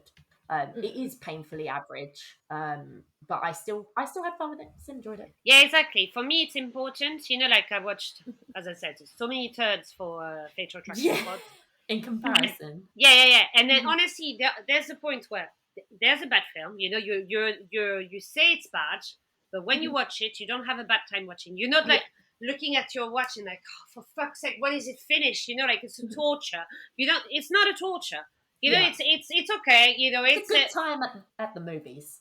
Yeah, it's just that's my phrase. Yeah, stole it.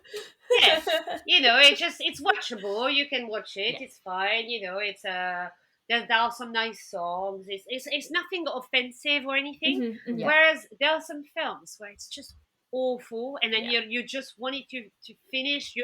There are some films now. I'm like, I turn them off, or I walk out of the cinema.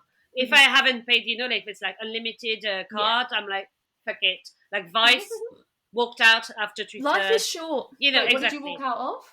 Vice. Oh, right. You should talk to Lucy. You should talk to her.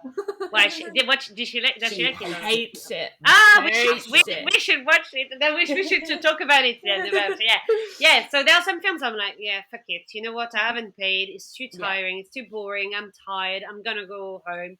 So whereas this one, it's watchable. So I don't think it shouldn't be. It's interesting what you're saying about, like, obviously it all depends on, it's all subjective to, number one, your taste, but number two, everyone has a best film they've seen and a worst film they've seen, and that is the scale, right? Because arguably you can't really imagine a worse film than the worst film you've seen, I would say. So this is where I mean, you could, but it's not something you actively measure against. I would say you always kind of measure against the best and worst you've experienced. So is there something to be said about film critics in that actually their views are probably a little bit more, and people who watch a lot of films, but specifically film critics, they watch most stuff that comes out, a little bit more, I don't know what the word is that I'm looking for here, but hopefully that if they've seen much more, they've got much more of a perspective on what is good and bad. But then obviously you've still got the problem of it being a completely subjective. And that's it, because that can skew it. Because I feel like I've seen a fair amount of films. Like I've definitely not seen all the films in the world compared to other film fans, but compared to my friends in the real world who aren't film fans, I've seen hundreds more films than they have. But I am really skewed against spy films and action films. You choose what you see. So I would always rate an action film way lower than what another person would. Likewise, we found in the past when we looked at Bratz, that was rated so low because most of the critics were 30, 40, 50-year-old men. That's not the kind of films that they are engaged with. And like I saw someone on Twitter talking the other day, and it was really interesting about like how women are often mocked for liking rom-coms. And it's like, oh, I'm sorry that I like a film where a female character gets to have lines and doesn't end up murdered or doesn't end up being raped. Like, I'm sorry that the only films that have women in positions of power where there's a happy ending are shitty rom-coms. But sometimes I just don't want to watch a woman be hurt. And I was like, that is the thing. So there are plenty of films that I would love that, like, a seasoned male film critic would say are trash. I'm like, but they're nice and they make me feel good. And I think there's plenty of, like, film bro films that I'm like, I think that's trash because I don't want to watch someone going around shooting. Like, I hate the whole James Bond franchise because I don't want to watch a smarmy man running around shooting people with no consequence and hooking up with random women every 5 minutes. None of that interests me whatsoever. Doesn't mean they're bad films, but to me, they will always be bad films. Interesting point. It's for me. So for me, it would be westerns.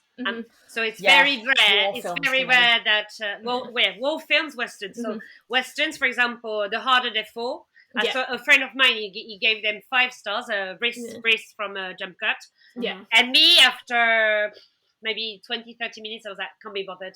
I just got, I don't sympathize with people. Every time, like the kind of plots that they have in westerns, like the kind of what do you call them, like highwaymen, I don't care. Same for gangsters, I mean, of course, Martin Scorsese, I recognize is an amazing, film director or something, but like even like The Godfather, everyone loves it. I'm like, overrated. This is like the star rating thing I talk about, though. It's like how the way people rate stuff is also based on how they want to choose to rate stuff. My rating is so skewed highly because I watch films and always feel like I get something out of them. Mm-hmm. Like I'd have to really, really dislike a film and it be technically bad for me to, like, even the shitty Christmas films I was watching, I was rating them like mid of the road because I was like, I was having fun, you know? Like, I don't care that there's a bad dub on it. Like, I didn't like the new Scream film. I found it personally really disappointing. Right.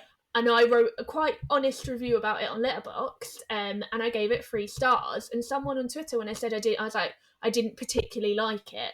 I didn't say I hated it. I said I didn't particularly like it. Someone's like, well, you gave it a good rating on Letterboxd. I was like, did you read the review? Because I gave it 3 stars. For me to give a Scream film 3 stars is very low, because I consider the first Scream one of my top 10 films of all time. Yeah. And Scream 4, I'd give 4.5 stars. So for me to give 3 is quite low. And I was like, and also, it wasn't badly made. I just didn't think it was good. So I'm rating it low because I found it's a film that's well done, but for you, the enjoyment. There were plenty of things that didn't sit well with me.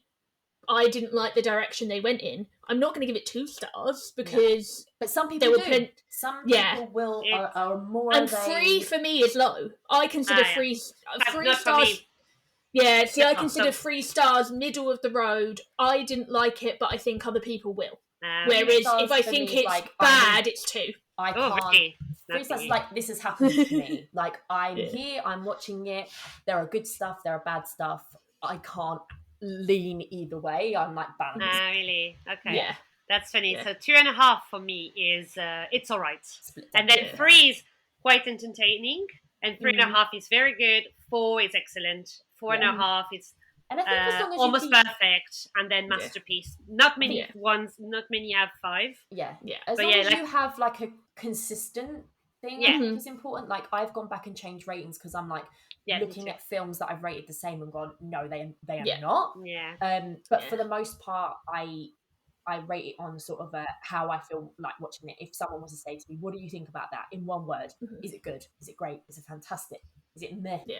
Is it, I try and do it that way. But yeah, it's interesting. And I think that's exactly what happens with films like this, is that it's not in the sort of preconceived consensus of, I want to watch something like this, which means that instantly people are on the back foot because people are like, I don't want to be here. And then number 2, like when, I'm sure of all of the films that these critics have watched, this isn't anywhere close to being the best. Can we talk about bad criticism now that we've talked about what being good criticism would be and having a line is? I found lots of reviews, and most of them were like negative reviews, but they all tried to find something good. Like some of them did credit Mariah Carey as not being too bad, some did credit the music, and a lot of them talked about how like it was just a showcase for her body, which again I was like, what film did you watch? Because I did not think but then we talked about that with Bratz, didn't we, that they all talked about how like skimpy their outfits were and they really weren't. So that just seems to be a woman has a body. Shameful. And you can see it. But I found one really offensive review. Oh, really? From the Austin Chronicle. It was published on the 28th of September, which would have been when it came out in America. It was written by someone called Steve Davis, and the whole review is written as case notes from her hospital where Mariah Carey was hospitalised. So it starts report to file of M-C-Notes on Glitter Confidential. Viewed matinee showing of patient's new film Glitter for possible insights into her recent highly publicised nervous breakdown. After seeing film, conclusion is that patient's breakdown occurred after viewing film prior to its release. Movie about improbable overnight stardom of musical pop star Billy Frank, purportedly based on an idea by patient and touted loosely autobiographical in nature. And then it goes on and talks all about like kind of alter ego things, and just like it's a really long review and it's all written as the case notes of a doctor. I bet they thought they were so really clever. No, it's really out of order. I thought it was so distasteful. Like it was, and that was I've seen the Austin Chronicle come up a few times when we've looked at reviews, and I've never found anything that's like stuck out like that before. But that really I found that just so bordaced. Yeah. Like first 5 minutes of film reveal possible root sources of patients' trust issues. It's like, why? That's an adult who has been through a medical issue. Why are you just talking about the fucking film? Like You're you said, it was critic. that time, right? It was the Perez Hilton. Well, this is precursing that. This is, I think, the start of that, is when the internet is just starting to take off. Like, this is the beginning, I feel, because you've got, at this time, you've got Mariah versus J-Lo, then you get Britney versus Christina, and they're really starting to wind all of that stuff up. Yeah. It's interesting you said that, actually, because I actually found something that was quite positive out of it. So I don't know if you saw, but there was something posted 20 years after the release of the film, so what that would have been last year. Mike writer Trey Green stated in an article that many people use the film to defame and demean the pop music superstar, quote, but he ultimately praised the theme of the film, which is to put yourself first and never abandon your dreams, a theme Carey lived out in real life as she boldly navigated harsh critiques and continued to push through, which I think is a nice sentiment. That's lovely. To acknowledge, nicer. You know, like that ultimately was what the theme of the film was, even if it was it was misguided and not done very well. Like, it's not a you know, it's not a bad meaning film. Like, it is a nice story, and, well, you know, there's some tragedy to it and there's some emotion there, and I think it's worth watching if you're a fan of her, or you like music films or films of the era and that kind of thing. And just, you know, it's not a bad time. It's just not nowhere near one of the best films. So unfortunately it's been shoved to the bottom of the pile because it's got someone to scapegoat as the problem, so to speak, rather than it just going under the radar. It's synonymous with her, and therefore it's got a celebrity of its own right, because people love to kick people when they're down / shit on celebrities because it's funny, especially female celebrities. Oh yes, 100%. But it's funny because you said that you know, your bottom 100 as well. I think to qualify to be in that, you need to have a certain amount of people have it. So that's the thing. I think that's because there was Mariah Carey, loads of people watched it and panned it. So I'm sure that there are so many other films that we would have seen that are terrible. I don't even I don't really rate on IMDb myself. I just I feel like I need to start. I try to start when I log on Letterboxd to then do it, but I don't do it all the time by any means. Yeah, so I don't do it often, and sometimes they prompt me as well. Like, I'm actually I just want to check, you know, what actor, support actor is there, and then they prompt me. I'm watching the film, and they prompt me, how do you rate that thing? And I'm like, you know, it's just like a pop up that is across the screen. And I'm like, fuck off, like, so I don't do it. And then I don't really rate films on IMDb. So I think that if we did, like, especially film Twitter, like, we're absolutely mental. If we all did it, I think it would change the bottom. Well, the Prince Charles Cinema are currently running their Letterboxd High Rises thing. So Letterboxd published a thing at the end of 2021 of, I think it was 50 films that saw a marked increase in their average rating. That saw like a real upshoot. And a couple from our list were on there, including Bratz. So I've been like, we got Bratz. There were a lot of girly films. I'll Google it. See, for example, one of the worst films I've ever seen is the one that you covered with Andrew. I know who killed me. Thank God, that film is one of the worst films I've seen. If you start lining them up, it all, you can... So... Listen to how many. I'm going to read out all the kind of girly ones, but there's so many girly ones. There's 50, so I'll do the first 15 maybe. Okay. Yeah. You've got Bones, which is a Snoop Dogg film. You've got Bratz, Jennifer's Body, Mamma Mia, Hannah Montana, Debs, Scooby-Doo, Scooby-Doo 2, Confessions of a Teenage Drama Queen, High School Musical 2, Ellis, Aquamarine, Collateral Beauty, White Tricks, Shark Boy and Lava Girl. Another Cinderella Story, Princess Diaries 2, Uptown Girls, Crossroads, High School Musical, Legally Blonde, Twilight. You get like all of these. My childhood. Spice World.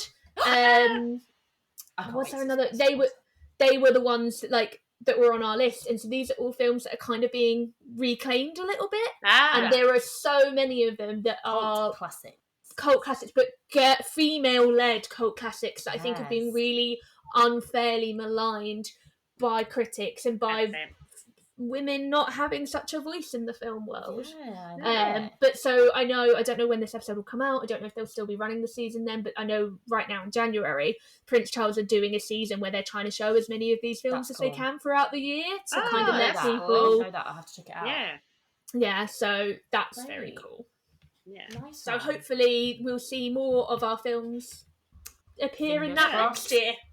Well, the Not end the of ones this you year. don't like, though. No, but I hope Glitter. But you know, like, in terms of rating as well, what I was thinking, you know, when you were saying that it will, depending on the genres as well. Sometimes, so for example, a film like Titan, it's so difficult to rate. So difficult to rate. Yeah, well, you know. Rate for me because I can't finish it. Well, it's difficult to rate because I think a performance is incredible. I think that the director is really talented. Like, I have nothing to criticize about the cinematography and the camera moves and everything. For me, it's the story that is absolutely so absurd that I hated it because of that, you know? So I'm in front of the rating. Yeah, exactly. I'm in front of the rating for Letterboxd, and I'm like, I think I gave it half star. That's all. I gave it 4.5, so I'll take that half a star. I know what I think, but I can't do it. Yeah, so many people loved it, but because for me, the story is so absurd, and then, you know, what she does to the thing, and then the whole thing that ensues. I'm like, it's so fucked up. It's so stupid that it's the whole thing. Oh, because it really reminded me of the There's a documentary that's a very similar story, and so the whole time I was thinking of this documentary. How similar? Do they fuck car? No, so there's something that happens at the end of the first act, and then the film goes in a completely different direction that you don't expect it to. Right. Okay. And the direction it goes in is very similar to this documentary. And when I came out and when I spoke to people about it, we all talked about the same documentary, and we were like, yes. What documentary is it? Is it I can't remember the name of it. Yeah. Is it the one about the imposter? It's called The Imposter, yeah. The Imposter, yeah. So I saw the film. I didn't popular at the time, wasn't it? Because it's like, what the hell, and there's no ending. You don't get an answer at the end of the documentary, and you're like, what the fuck? Like, yeah. So I didn't see the documentary, but there's a film. So basically, there's, you know, Jean-Marc Vallée died recently, and I love this film they did called Crazy. If you can ever watch it, girls, it's amazing, that film. But it's like a French-speaking film, so based in Quebec. And there's this guy called Marc-André Grondin, who is very gorgeous. He's in Goon. Have you ever seen Goon? Yeah, but on a flight somewhere, so I don't really know. So basically, he's a really good-looking guy. And so, yeah, I used to watch loads of his films because I fancied him. And then, The Imposter, he's done a film like that. It's about that story as well, but that's more fictionalized, you know, so he did it. So I haven't seen the documentary, but I've seen the film. Yeah. So, but yeah, it's... Well, what are we all going to rate Glitter? I'm going to go straight out there and I'm going to give it 3 stars. My 3 stars is my middle of the road. I enjoyed it. I was having a good time. It's not anything to write home about. It's fair. It's there. It's fair, you know? I am exactly the same. This is the kind of film I would normally like. I love a kind of star film, like music-y, dancey, anything like that. This one is messy. There are a lot of inconsistencies and the chemistry isn't there. But I do think it was watchable enough. Will I watch it again? Probably not, but I wouldn't say to someone, don't watch it either. I wouldn't recommend, but I also wouldn't be like, that's shit, don't watch it. If it had better music, more memorable. If it had a musical number. If it had more memorable music, I feel like it would be great to pop on with some friends, rewatch it. But I just think the music not being quite there just means that I'm probably not going to watch it. But I most definitely do not think it deserves to be on the bottom. Well, I don't think it deserves to be on the bottom 100, but most definitely it does not deserve to be number 24. Yeah, that's crazy. That is outrageous. People have lost their minds. When we think of, we've covered recently a few films that fell off the list. We covered Dance Flick, we covered Human Centipede 2, and we covered Estarco. I'm sorry, especially Dance Flick if you like parodies, and Human Centipede if you're into weird horror. But S. Darko is a mess of a film. Yeah. How has S. Darko fallen off the list, but Glitter, which at least makes sense and has better acting and better chemistry than any of the characters in S. Darko, how has that come off the list, but Glitter is number 24? That's outrageous. We need to start rating. We need to start rating a bit. We do. I'm going to get on it. I'm quite at work at the moment. I was going to edit our next episode, but instead I'm going to sit on IMDb. Who needs their podcast episodes to come out when they're meant to? And how about you, Amélie? It's difficult because, so me, 2.5 is It's Alright, and 2, it's it had promises, but I didn't really enjoy watching it. Sure. Mm-hmm. And I think, to be fair, I might give it 2.5, and it's bad because there are some, like, I gave Petite Maman 2.5, so I haven't seen it. I know, but I don't rate Petite Maman as much as everyone else does, but I cannot fault. I think I gave Petite Maman 4 stars because I can't fault it in any way. I can't find anything wrong with it, but it didn't spark me either. Yeah. So I was like, 4 stars. That's how I am with every Wes Anderson film. But for me, 2.5, it's alright, and for me, Petite Maman was It's Alright. Yeah. It's just filming kids, having fun, and making crepes and everything. It's like my childhood. Like I was like, there's nothing. I didn't feel emotional or anything towards it. Yeah. So, and I didn't see the poetry about it, and so. So I feel bad. It's that thing, that emotional substance, isn't it? If it's missing, it's hard to go above the middle range. Yeah. I feel like your 2.5 is mine and Daisy's 3. It sounds like it sounds. I think so. My 2.5 is more of a meh. If I'm giving negative. If I'm giving something less than 3 stars, it means I would actively tell people not to watch it. Okay. Right. So no, for me, it's from 2 down. I want people to suffer, so I tell them to watch everything. No, because my friends don't really like films, but then because I like films, they're like, "Oh, tell me what you've watched. Like, what should I watch?" And they're like, "What's the best film you've seen this year?" And I'm like, "Well, the best films I saw this year, like say 2021, were about a woman who gets raped and murdered, or about a woman who fucks a car, or about a woman who has an abortion, or about a woman that's raped." I'm like, guys, please, or about a man whose pig is stolen. I'm like, I can't recommend you films. I got 4 out of 5 on those. You're not gonna watch any of these because you'll watch. Do you filter yourself? Do you say, okay, not what I think's best, but what I think is best that they will also like? Yeah, I'm just saying. And what would your answer be for last year for that? Mitchell's vs. Machines. Fine. Which is my number 2 of the year. So fair enough. Yeah. Okay. But I feel like that's a crowd pleaser. Like, unless you don't like animation, that's a pretty solid crowd pleaser. Cool. So I think we're all in consensus that we definitely don't think it deserves to be on the bottom. Absolutely not. Maybe there will be a renaissance. Maybe we will encourage more people to watch it and listen. I'm going to listen to the soundtrack. Maybe boost those Spotify numbers. Yay. We'll see. I'm going to give it a go. I'll send you the tracks that you need to prioritize. Let's have a chat about our top 3 for this week. So we have decided to talk about films that star a singer. So Amélie, did you a musician or a musician? Shouldn't do my French accent with a French person on the pod, should I really? Just here to embarrass myself. Amélie, do you want to hit us with your top 3 and then Claire and I will go head to head on ours? Okay, so should I tell you the 3 and then you? Okay, It doesn't have to be in order, but top 3. You probably have one of those in yours. Okay. We'll see. First one, probably it's in yours. 8 Mile. And then I haven't seen it. I've never seen 8 Mile either. No way! Oh my god! I definitely thought Daisy had seen it because I definitely thought it'd be in Daisy's list. It is something that I should have seen, but I just haven't. Oh, you would love it, I think. Same. I owned it on DVD for like 10 years and never watched it, and then gave the DVD away on one of my moves. No, so I thought it would be on yours actually. So no, I'm glad you're repping it. Yeah, 8 Mile is great. Then Dancer in the Dark. What's that? You don't know the Dancer in the Dark? Oh it's my goodness, it's amazing. It's so it's with Bjork and it's Lars von Trier and it's Lars von Trier. absolutely devastating. It's one of those films that I cannot watch it very often. It's like No, I have to you do have to it be in a every good few years. headspace. Yes. Oh. So it's that one, Requiem for Dream. What's the other one that devastates me? I mean, that one is devastates me, and then I have to wait. I think when I saw it at the cinema, I saw it with my ex-boyfriend, the one that I was with, and my best friend, and we went out of the cinema and we didn't speak for 30 minutes. Wow. Yeah, it devastated us.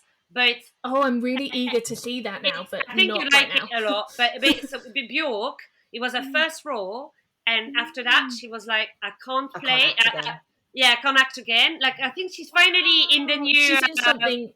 The new film, what's his name? Robert Egger. Yeah. The Northman. Yeah, she's in that one. But I think it's the first role since then, probably. It's such a grueling experience. Yes. She couldn't put herself through it again. And I mean, I'm so you can imagine. eager to watch this. Yeah. So it's on yours. It's on my list, yeah. Yes, so good. And then Tom York did a duet with her. So, that it's a musical as well. So you got Catherine Deneuve. So she sings and basically she starts losing her sight. Wow. And it's really incredible. And then the last one. So can I have a tie? Because I was like... You can have a tie, yeah, because you're not in competition. You can go for it. Okay, so basically, Social Network, because of Justin Timberlake. But also, I was like, I want to give a little French thing. So there's a film called Heartbreaker with Romain Duris and Vanessa Paradis. So Vanessa Paradis was with Johnny Depp before. Yes. Yes. So there's this really sweet rom-com. And there's Andrew Lincoln actually in it as well. Oh, I like him in a rom-com. Yeah, and it's really it's a French rom-com, a bit like what's the English name? I can't remember. There's one with Audrey Tautou and Gad Elmaleh, but out of something. What is it? Out of Price, maybe? I can't remember. But yeah, Heartbreaker is called. Okay. Really sweet, really funny. Takes place in the Riviera. Romain Duris. So do you know Romain Duris or not? He's a very famous French actor. No. He's in My Heart Skipped, something like the Jacques Audiard film. Okay. So I know the French title, but I forgot what it is in English. But yeah, so when you see him, maybe you recognize him. But yeah, maybe. So basically, Vanessa Paradis, she was a singer first, and she was she sang Jo le Taxi when she exactly in the 80s. Very famous for that, and then she became an actress. And honestly, she's as great a singer as an actress. She's really good for both. And she played in so many films. And that film is really lovely, Heartbreaker. So I thought I would mention that one. Well, you've given me two films that I'm very excited to watch. And I will eventually watch 8 Mile as well. But I'm very excited about Dance from the Dark and Heartbreaker. Yeah, so there you go. What's on yours, girls? Okay, so Daisy, you're taking Dancer in the Dark? Yes, I am. I've watched it once. But it's had such an impact on me. And it is, as Amélie said, it's not something you can just throw on. Like it is... I've not really watched. I don't think I've watched another Lars von Trier film because I've heard. He did Melancholia. I haven't watched that one. I've seen I think the other ones that I'm thinking of are a lot more extreme, and I just never went there. This is extreme in a more of an emotional rather than a visual sense, but it is absolutely harrowing. But she's just incredible in it. It really taps into who she is and her talents and stuff like that. So definitely, I think you'd like it, Claire, or at least really appreciate it. So that is one of my choices. Yes. Cool. I'm bringing the tone down, but I have to go with the lady we've mentioned a lot already. I'm going Hustlers for Miss Jennifer Lopez. I adore Hustlers. Hustlers is one of my favourite films of the last 10 years. I'm now, every time I rewatch it, I love it more. So I'm now saying it's a 5-star film. Oh, really? Wow. I won't go on about it because I went on the Annapurnaverse to discuss it because I was like, you have to give me Hustlers. So if you want to hear all my thoughts about Hustlers, you can listen to the Annapurnaverse because I adore that film. I still need to watch it. I'm really sorry. It's on my very. It's really good. Yeah, it's great fun. I'm so glad you hadn't seen it because if Daisy gets Hustlers before I get Hustlers, I will throw the table. I'm sorry, but I'm going to be tactical here. Because I don't have any backups, so we might need to take a 5-minute break if it gets in. But I'm going with the 2018 A Star Is Born. I knew you would. I was like, do I go? I was like, if I take Hustlers, she's going to take Star Is Born. But I was like, I need Hustlers. I have to go with If I'd have known you hadn't seen Hustlers, I wouldn't have played it like that. Yeah, I mean, it's just, I was in a really, really packed cinema screen for this the first time I saw it, and it's weird to think about now because that just makes me all kinds of uncomfortable a la COVID. But like, I was sitting next to someone. It's not very often. Like, I used to go to cinema by myself a lot. It was very rare that I'd go by myself at a busy time. I genuinely think this was like a Saturday afternoon, but it was packed. It might have been the opening weekend, but it was packed. I was sobbing next to these poor strangers. I was like, you know, it's just shot fantastically. Lady Gaga is kind of unrecognizable at that point in time. Like, from what I knew about her and her presence, and obviously it's a bit different now. I feel like we've started to see a bit more of her as an artist as opposed to her stage presence. Lady Gaga. Yeah. Stephanie. You know, but at the time I was like, oh my God, is that her? Like, and her and Bradley Cooper had such good chemistry, and it's devastating. And like his, you know, talents behind the film and everything. I have not seen The Other Star Is Born, but I think from what I imagine, each of them encapsulates the industry of the period of time that it's in. And I think this one was a really, really, really interesting take on that. And the music's sublime. So. But you see, for example, talking about rating, that's one that I find really hard to rate as well. Because as you said, connection to it. So because I see so many good aspects about the film. And then it's the story and what it promotes. The kind of relationship that it promotes, and that everyone's like, oh my God. And I'm like, no. So I can't rate it because I think I don't look at that as an aspirational relationship by any means. I think it's a pure tragedy. Yeah. But it is hard because you're like, oh my God, they were so in love. You do hear people saying that, so it is, you've got to kind of think about your wording. Yeah. Exactly. Yeah, so that's number 2. I feel you summed up everything I would say about that too. Just wonderful. Bradley Cooper should have got a director nom. It's disgusting that he didn't. Yeah, good point. And I am going to go for Moonstruck, starring Cher and Nicolas Cage. Which is one of my Nicolas Cage films I saw last year. How on earth do I run a film podcast having seen so little I had never seen it before either, but our friend Tess, it is apparently one of her favourite films of all time, and they were showing it at the BFI in September, so I went to see it with her at the BFI and got to see it for the first time on the cinema, and I absolutely loved it. It's brilliant. It's got nothing to do with music whatsoever. She just plays a kind of late 30s, maybe early 40s widower who is getting engaged to a guy, and then he has to go away to look after his sick parent in Italy, because it's set in like Italian New York. And this is New York. In the 80s. And then she meets his brother, who's played by Nicolas Cage, who it's like one of Nicolas Cage's like earliest roles, and he's really young, and then they have a romantic connection, so then it's like, which brother will she choose?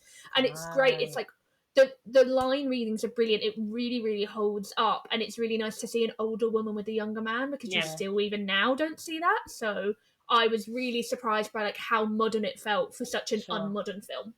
So I need to see it because it, you know, it's referenced a hell of a lot in Drag Race. Like, obviously, she's a complete gay icon, and the amount of times, and Rue absolutely adores her. So the amount of times I hear "snap out of it," and I need to watch it. I really do. You should watch it. It's great.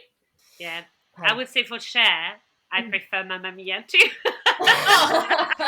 We don't talk about Mamma Mia 2 when Claire is in the room. Why? Do you like it? I don't like it, and I absolutely cannot stand Lily James as an actress. I think she's one of the worst actresses currently working. So you're not going to watch the Pamela Anderson thing then? It's tough because I'm in love with Sebastian Stan. Oh, but I me too. really hate Lily James. I love her. And then she was really sweet to me, so now I like her even more.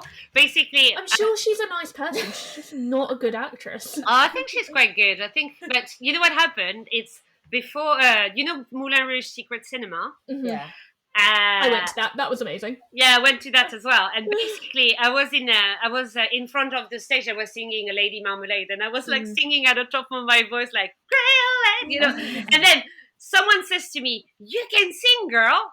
And I turn around, and it's Lily James. No, that's way. Yes. That's an amazing story. It was Lily James, and then she was a brunette at the time, and she had like that a red dress, like a nice red lacy dress, but she had like a shorter hair, darker hair, and I think I had seen her more like as a blonde or something. Yeah, right. So I'm like, I look at her, I'm like, I touched my friend who is not a film fan. I was like, I think it's Lily James. Let me go, and she said that.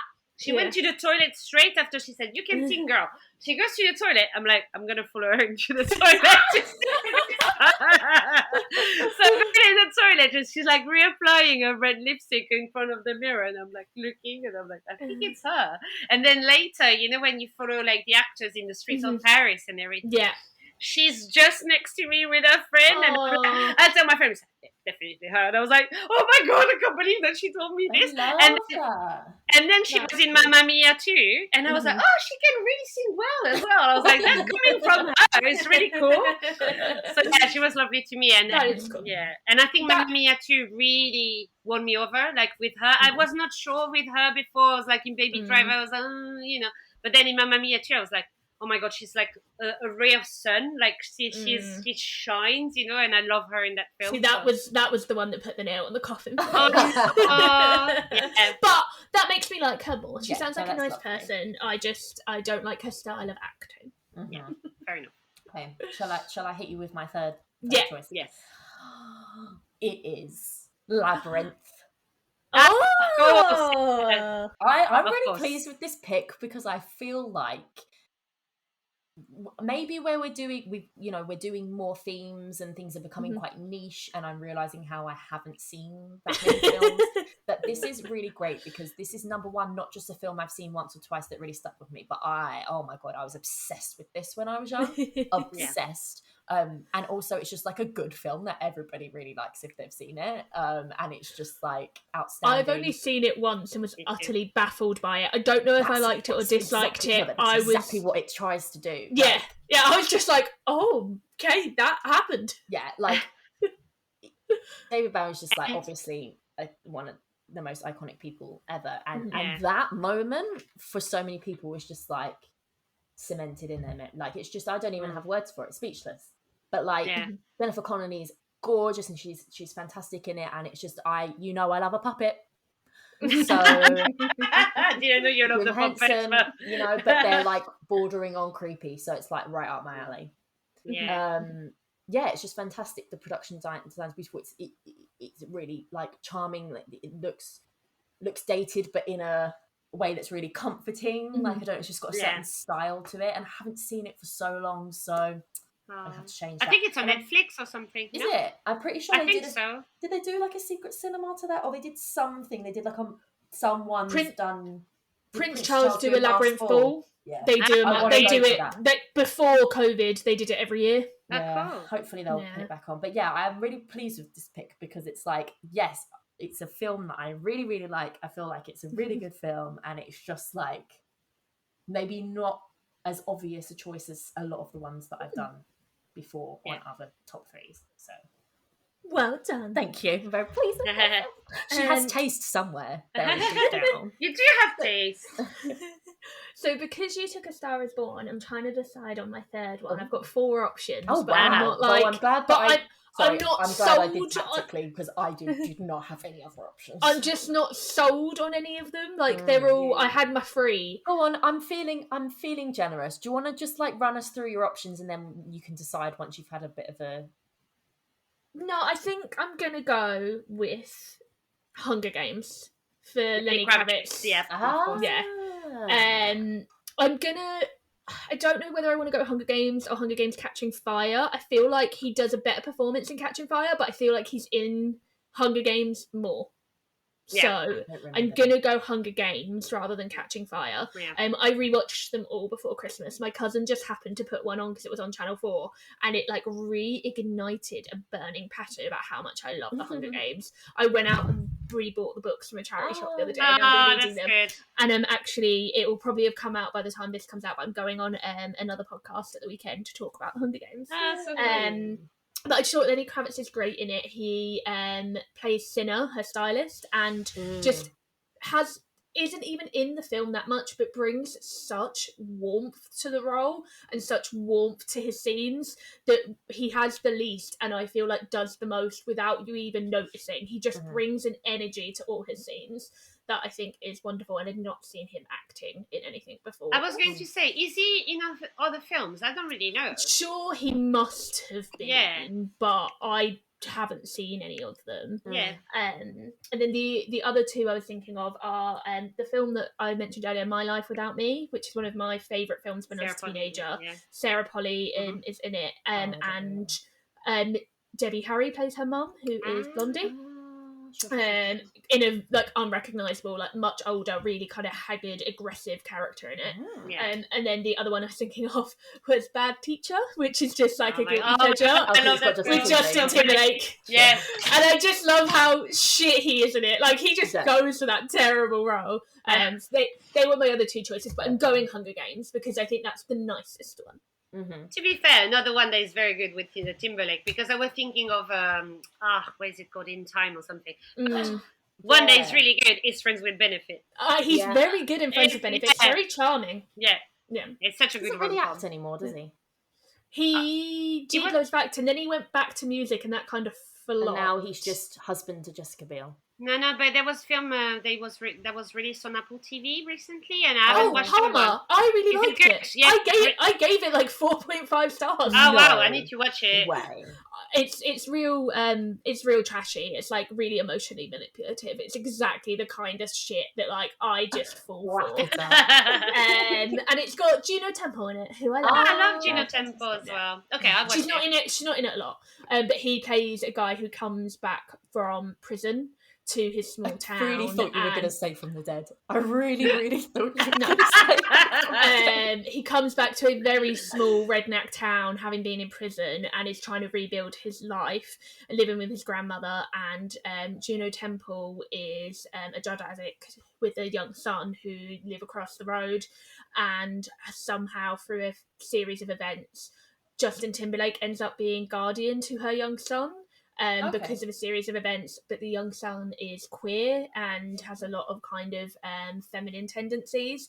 So it's a lot of like Justin Timberlake being a redneck white guy, learning to not hate on children on the poster at all. Yeah. I didn't. So I really fell for it, but then I saw a lot of reviews being like, "This is so tacky and really cliched." Like how I felt about Hillbilly Elegy? Probably. But yeah, I really liked it. I've been got. Yeah, I did, because for a long time of the year it was in my like top 10 of the year, and then it got filtered right down. And then you were like shamefully like moving it down. Claire, there seems to be a 4.5 stars in your bottom 10. Yeah, don't know how that got there. That happens every year. My ratings versus my rankings go wildly askew by about October. Yeah, fair enough. I realised that I could do that because I'm allowed to do anything I want. I'm an adult with my own opinions, and it was very freeing. to change in the end the ratings. Not have it necessarily linked to your star rating. It's just when you look at all the films at the end and say, well, actually, I preferred this over this. Well, that's a lot of the time with you as well, whether you feel like exactly. you remember. A lot of the time, I'll give something a higher rating when I'm writing a critic review, like when I'm doing a review for a magazine or a website, because I'm rating it critically, and often I'm trying to look at the positives, and I'm looking at the cinematography, I'm looking at the sound, I'm looking at the editing. Yeah, there might be a film that I've rated lower because critically it isn't as good a well-made film, but the story might have resonated, and I might want to be the one that I want to rewatch more. So then, but towards the end of the year, they start moving around. I really loved us delving into ratings this episode. It's very interesting. But for example, there's the podcast called Fix Watcher. I don't know if you've ever listened to that. I will be going on there to talk about Rocket Man. Rocket Man as well! Oh my god! Oh, cool. I listened to that one. But yeah, I was on them as well for La La Land. Oh, that's my favourite film. Oh, I love La La Land as well. So that's why I defended it. I'll have to listen to that episode. And Kobe and Helen were quite nasty towards it, and Matt Brothers, as you know, Daisy, Matt and me, we were like defending La La Land, you see, it's very interesting the way they rate as well the films, because they have different kind of ratings, so that there's like the rewatchability factor, so when you think about it as well, for me, as you said, like you have some films that, I've got a list that's like top 100 films of all time for me. And in it, there's Angry Thongs and Perfect Snogging. Daisy loves that film. I agree that it's not her face. Legs look like cheesy puffs. That's my Aaron Taylor Johnson impression. I love the film, and then honestly, I it is not the best film ever made, ever acted, or something. But how many times have I rewatched it, and I just it makes me feel good, you look so Wild funny. Child is my one. We watched Wild we Child all have together, those. didn't We did watch Wild Child. Is that one for me? Like Wild Child is a terrible film, but I fucking love it. Yeah, exactly. So yeah, I did listen to a podcast the other day as well when they were doing ratings, and the guest on the podcast, I found it very interesting. They, instead of like, I would start at every film at 0 and it has to work up to 5. This person was like, so when they're like, well, how many stars would you give it? This person was like, actually, I'm going to take away. So she was like, it has 5, and she was like, I'm going to take half a star away for this thing. I'm going to take half a star away for this thing. And I was like, that's such an interesting I do it differently. I start in the middle. Yeah. I start indifferent, and then I go, whoop, and you can't see me, but I'm going side to side and making a funny face. Whoop. And I don't like that I do that sometimes, but I suppose it's just whatever way you do it, you're always going to be thinking, oh, there goes another star. Whereas I'm like, I'm leaning to the right. Oh, I'm leaning to the right. I just found it really fascinating that she was like, I'm not going to say why it deserves the stars. I'm going to say the things that it did it. And I was like, that's a really interesting way of talking about it. Yeah, definitely. Very positive way of going about things. Yeah. So don't, for me as well, like as you said, you take in the middle. Me, it's quite often it's like I compare to other films that were in the genres, and I kind of like compare to that, especially for our podcast. Sure. So because you've got quite a repertoire of things to. Oh my god! I mean, I think we're now at 85 or something. So I've seen 85 erotic thrillers. I saw one of your co-hosts the other day tweeting one of the other co-hosts being like, "Have we done this film?" And they were like, "Yes, we have." I was like, oh, "Wow!" No way. You forgot. Oh, that's so funny. Yeah. Oh my god, yeah. No, but there are some that are so you completely forgettable. Like there are some that you will never forget because they were so shit that you had to go through this 365 days, which I listened to. We loved it. We loved 365 we've had days. A few crossovers. Obviously, I Know Who Killed Me was the one we mentioned earlier, and then 365 days. Yeah, we were fans of. We threw away our credibility out the window, and we unabashedly were like, yachts, had a great time, sex, good-looking people, bad wigs. As I said on the episode, I just want to watch hot people on a yacht having sex. Apparently, that's what I need during lockdown. That's funny because I started listening to your episode and I didn't have time to finish it, but I didn't get to the point where you were actually saying you liked it. Yeah. It's so bad. Yeah, we had to dip our toe in during the Razzies episode, and then we sort of don't get me wrong, we went in on all the things. We went harsh on it, but when we had to do the rating, we were like, it's really difficult. Really had a good time, and I had to watch it twice. I didn't have to. I had to watch it for a second time. I watched it for the first time when it originally came out because it was number one. You need to look up when the sequel's coming out. Oh god, that's maybe we should read the books. No, I'm not reading the books. No, I'm joking. Yeah. So that about wraps it up for us and Mariah Carey's Glitter. Obviously, we want to know who's seen it. Does anyone want to see it now? Maybe we can campaign for a Prince Charles watch along / sing along, and everyone can come. There's no songs in the film to sing along to. Come dressed in their best non-80s garments and glittery gowns. But yeah, silver streaks. Yes, silver. Yeah, that's the pass. You have to have across the face. Yeah. But yeah, let us know what you think. Does it deserve a place in the bottom 100? No. But find us on Twitter and Instagram at WRatedPod and on Letterboxd at WRated, and tell us all about it. And Amélie, where can we find you? And if there's anything you want to plug or tell us about, please do. Okay, so I'm at The Only Clear Luna, but I am 1/4 of the podcast that covers all erotic thrillers. So we had started more on the 90s ones, but now we're doing all the kind of decades, 80s and nowadays, So we've gone through about 85 of them now. I never thought that there were that many, honestly. But we're having really good fun. I think we've been carrying on for like 5 years now. So I'm one girl and there are 3 guys talking about, and it's very interesting, it's interesting. I hope I'm not the token, female voice, like one of our listeners wrote on the podcast. They completely panned me on the ratings of Apple, so I decided never to read Apple ratings anymore after that. Because it was like basically all the guys, he's done really well, but that girl, I don't know where her accent is from. First, I was like, thank you, couldn't understand me. To do with anything? And then he was saying that, I was the token voice and I had nothing to talk about and nothing to add to the podcast and blah, blah, blah. So you have added lots to our podcast today, so they are wrong. Thank you very much. They can get in the bin. They can go on the bottom 100. They can. Yeah, so please, listeners, do give it a try, and hopefully I will convince you that thank you, Daisy. So we have fun, and we cover some really good erotic thrillers like Wife Things, which is my favorite, and some terrible ones. So like I Know Who Killed Me. Yeah, I Know Who Killed Me, or 365 Days. You'll never know what you're gonna get, whereas we're probably always gonna get shit. So True. Yeah, I don't know. I admire you for doing what you do, actually. Yeah. Thank you. helps us get through the mental breakdowns. And Claire, where can we find you? Anything you want to talk about this episode? No, as always, you can find me at Claire Ellen Hope, Claire without an I. I'm not plugging anything. I'm not really doing anything at the moment. Break. Enjoying life in Dublin. Yeah, I'm still, even though I moved here 3 months ago, I'm like, I just moved to a new country. So, I did just move house last week. I move house a lot. So, you do.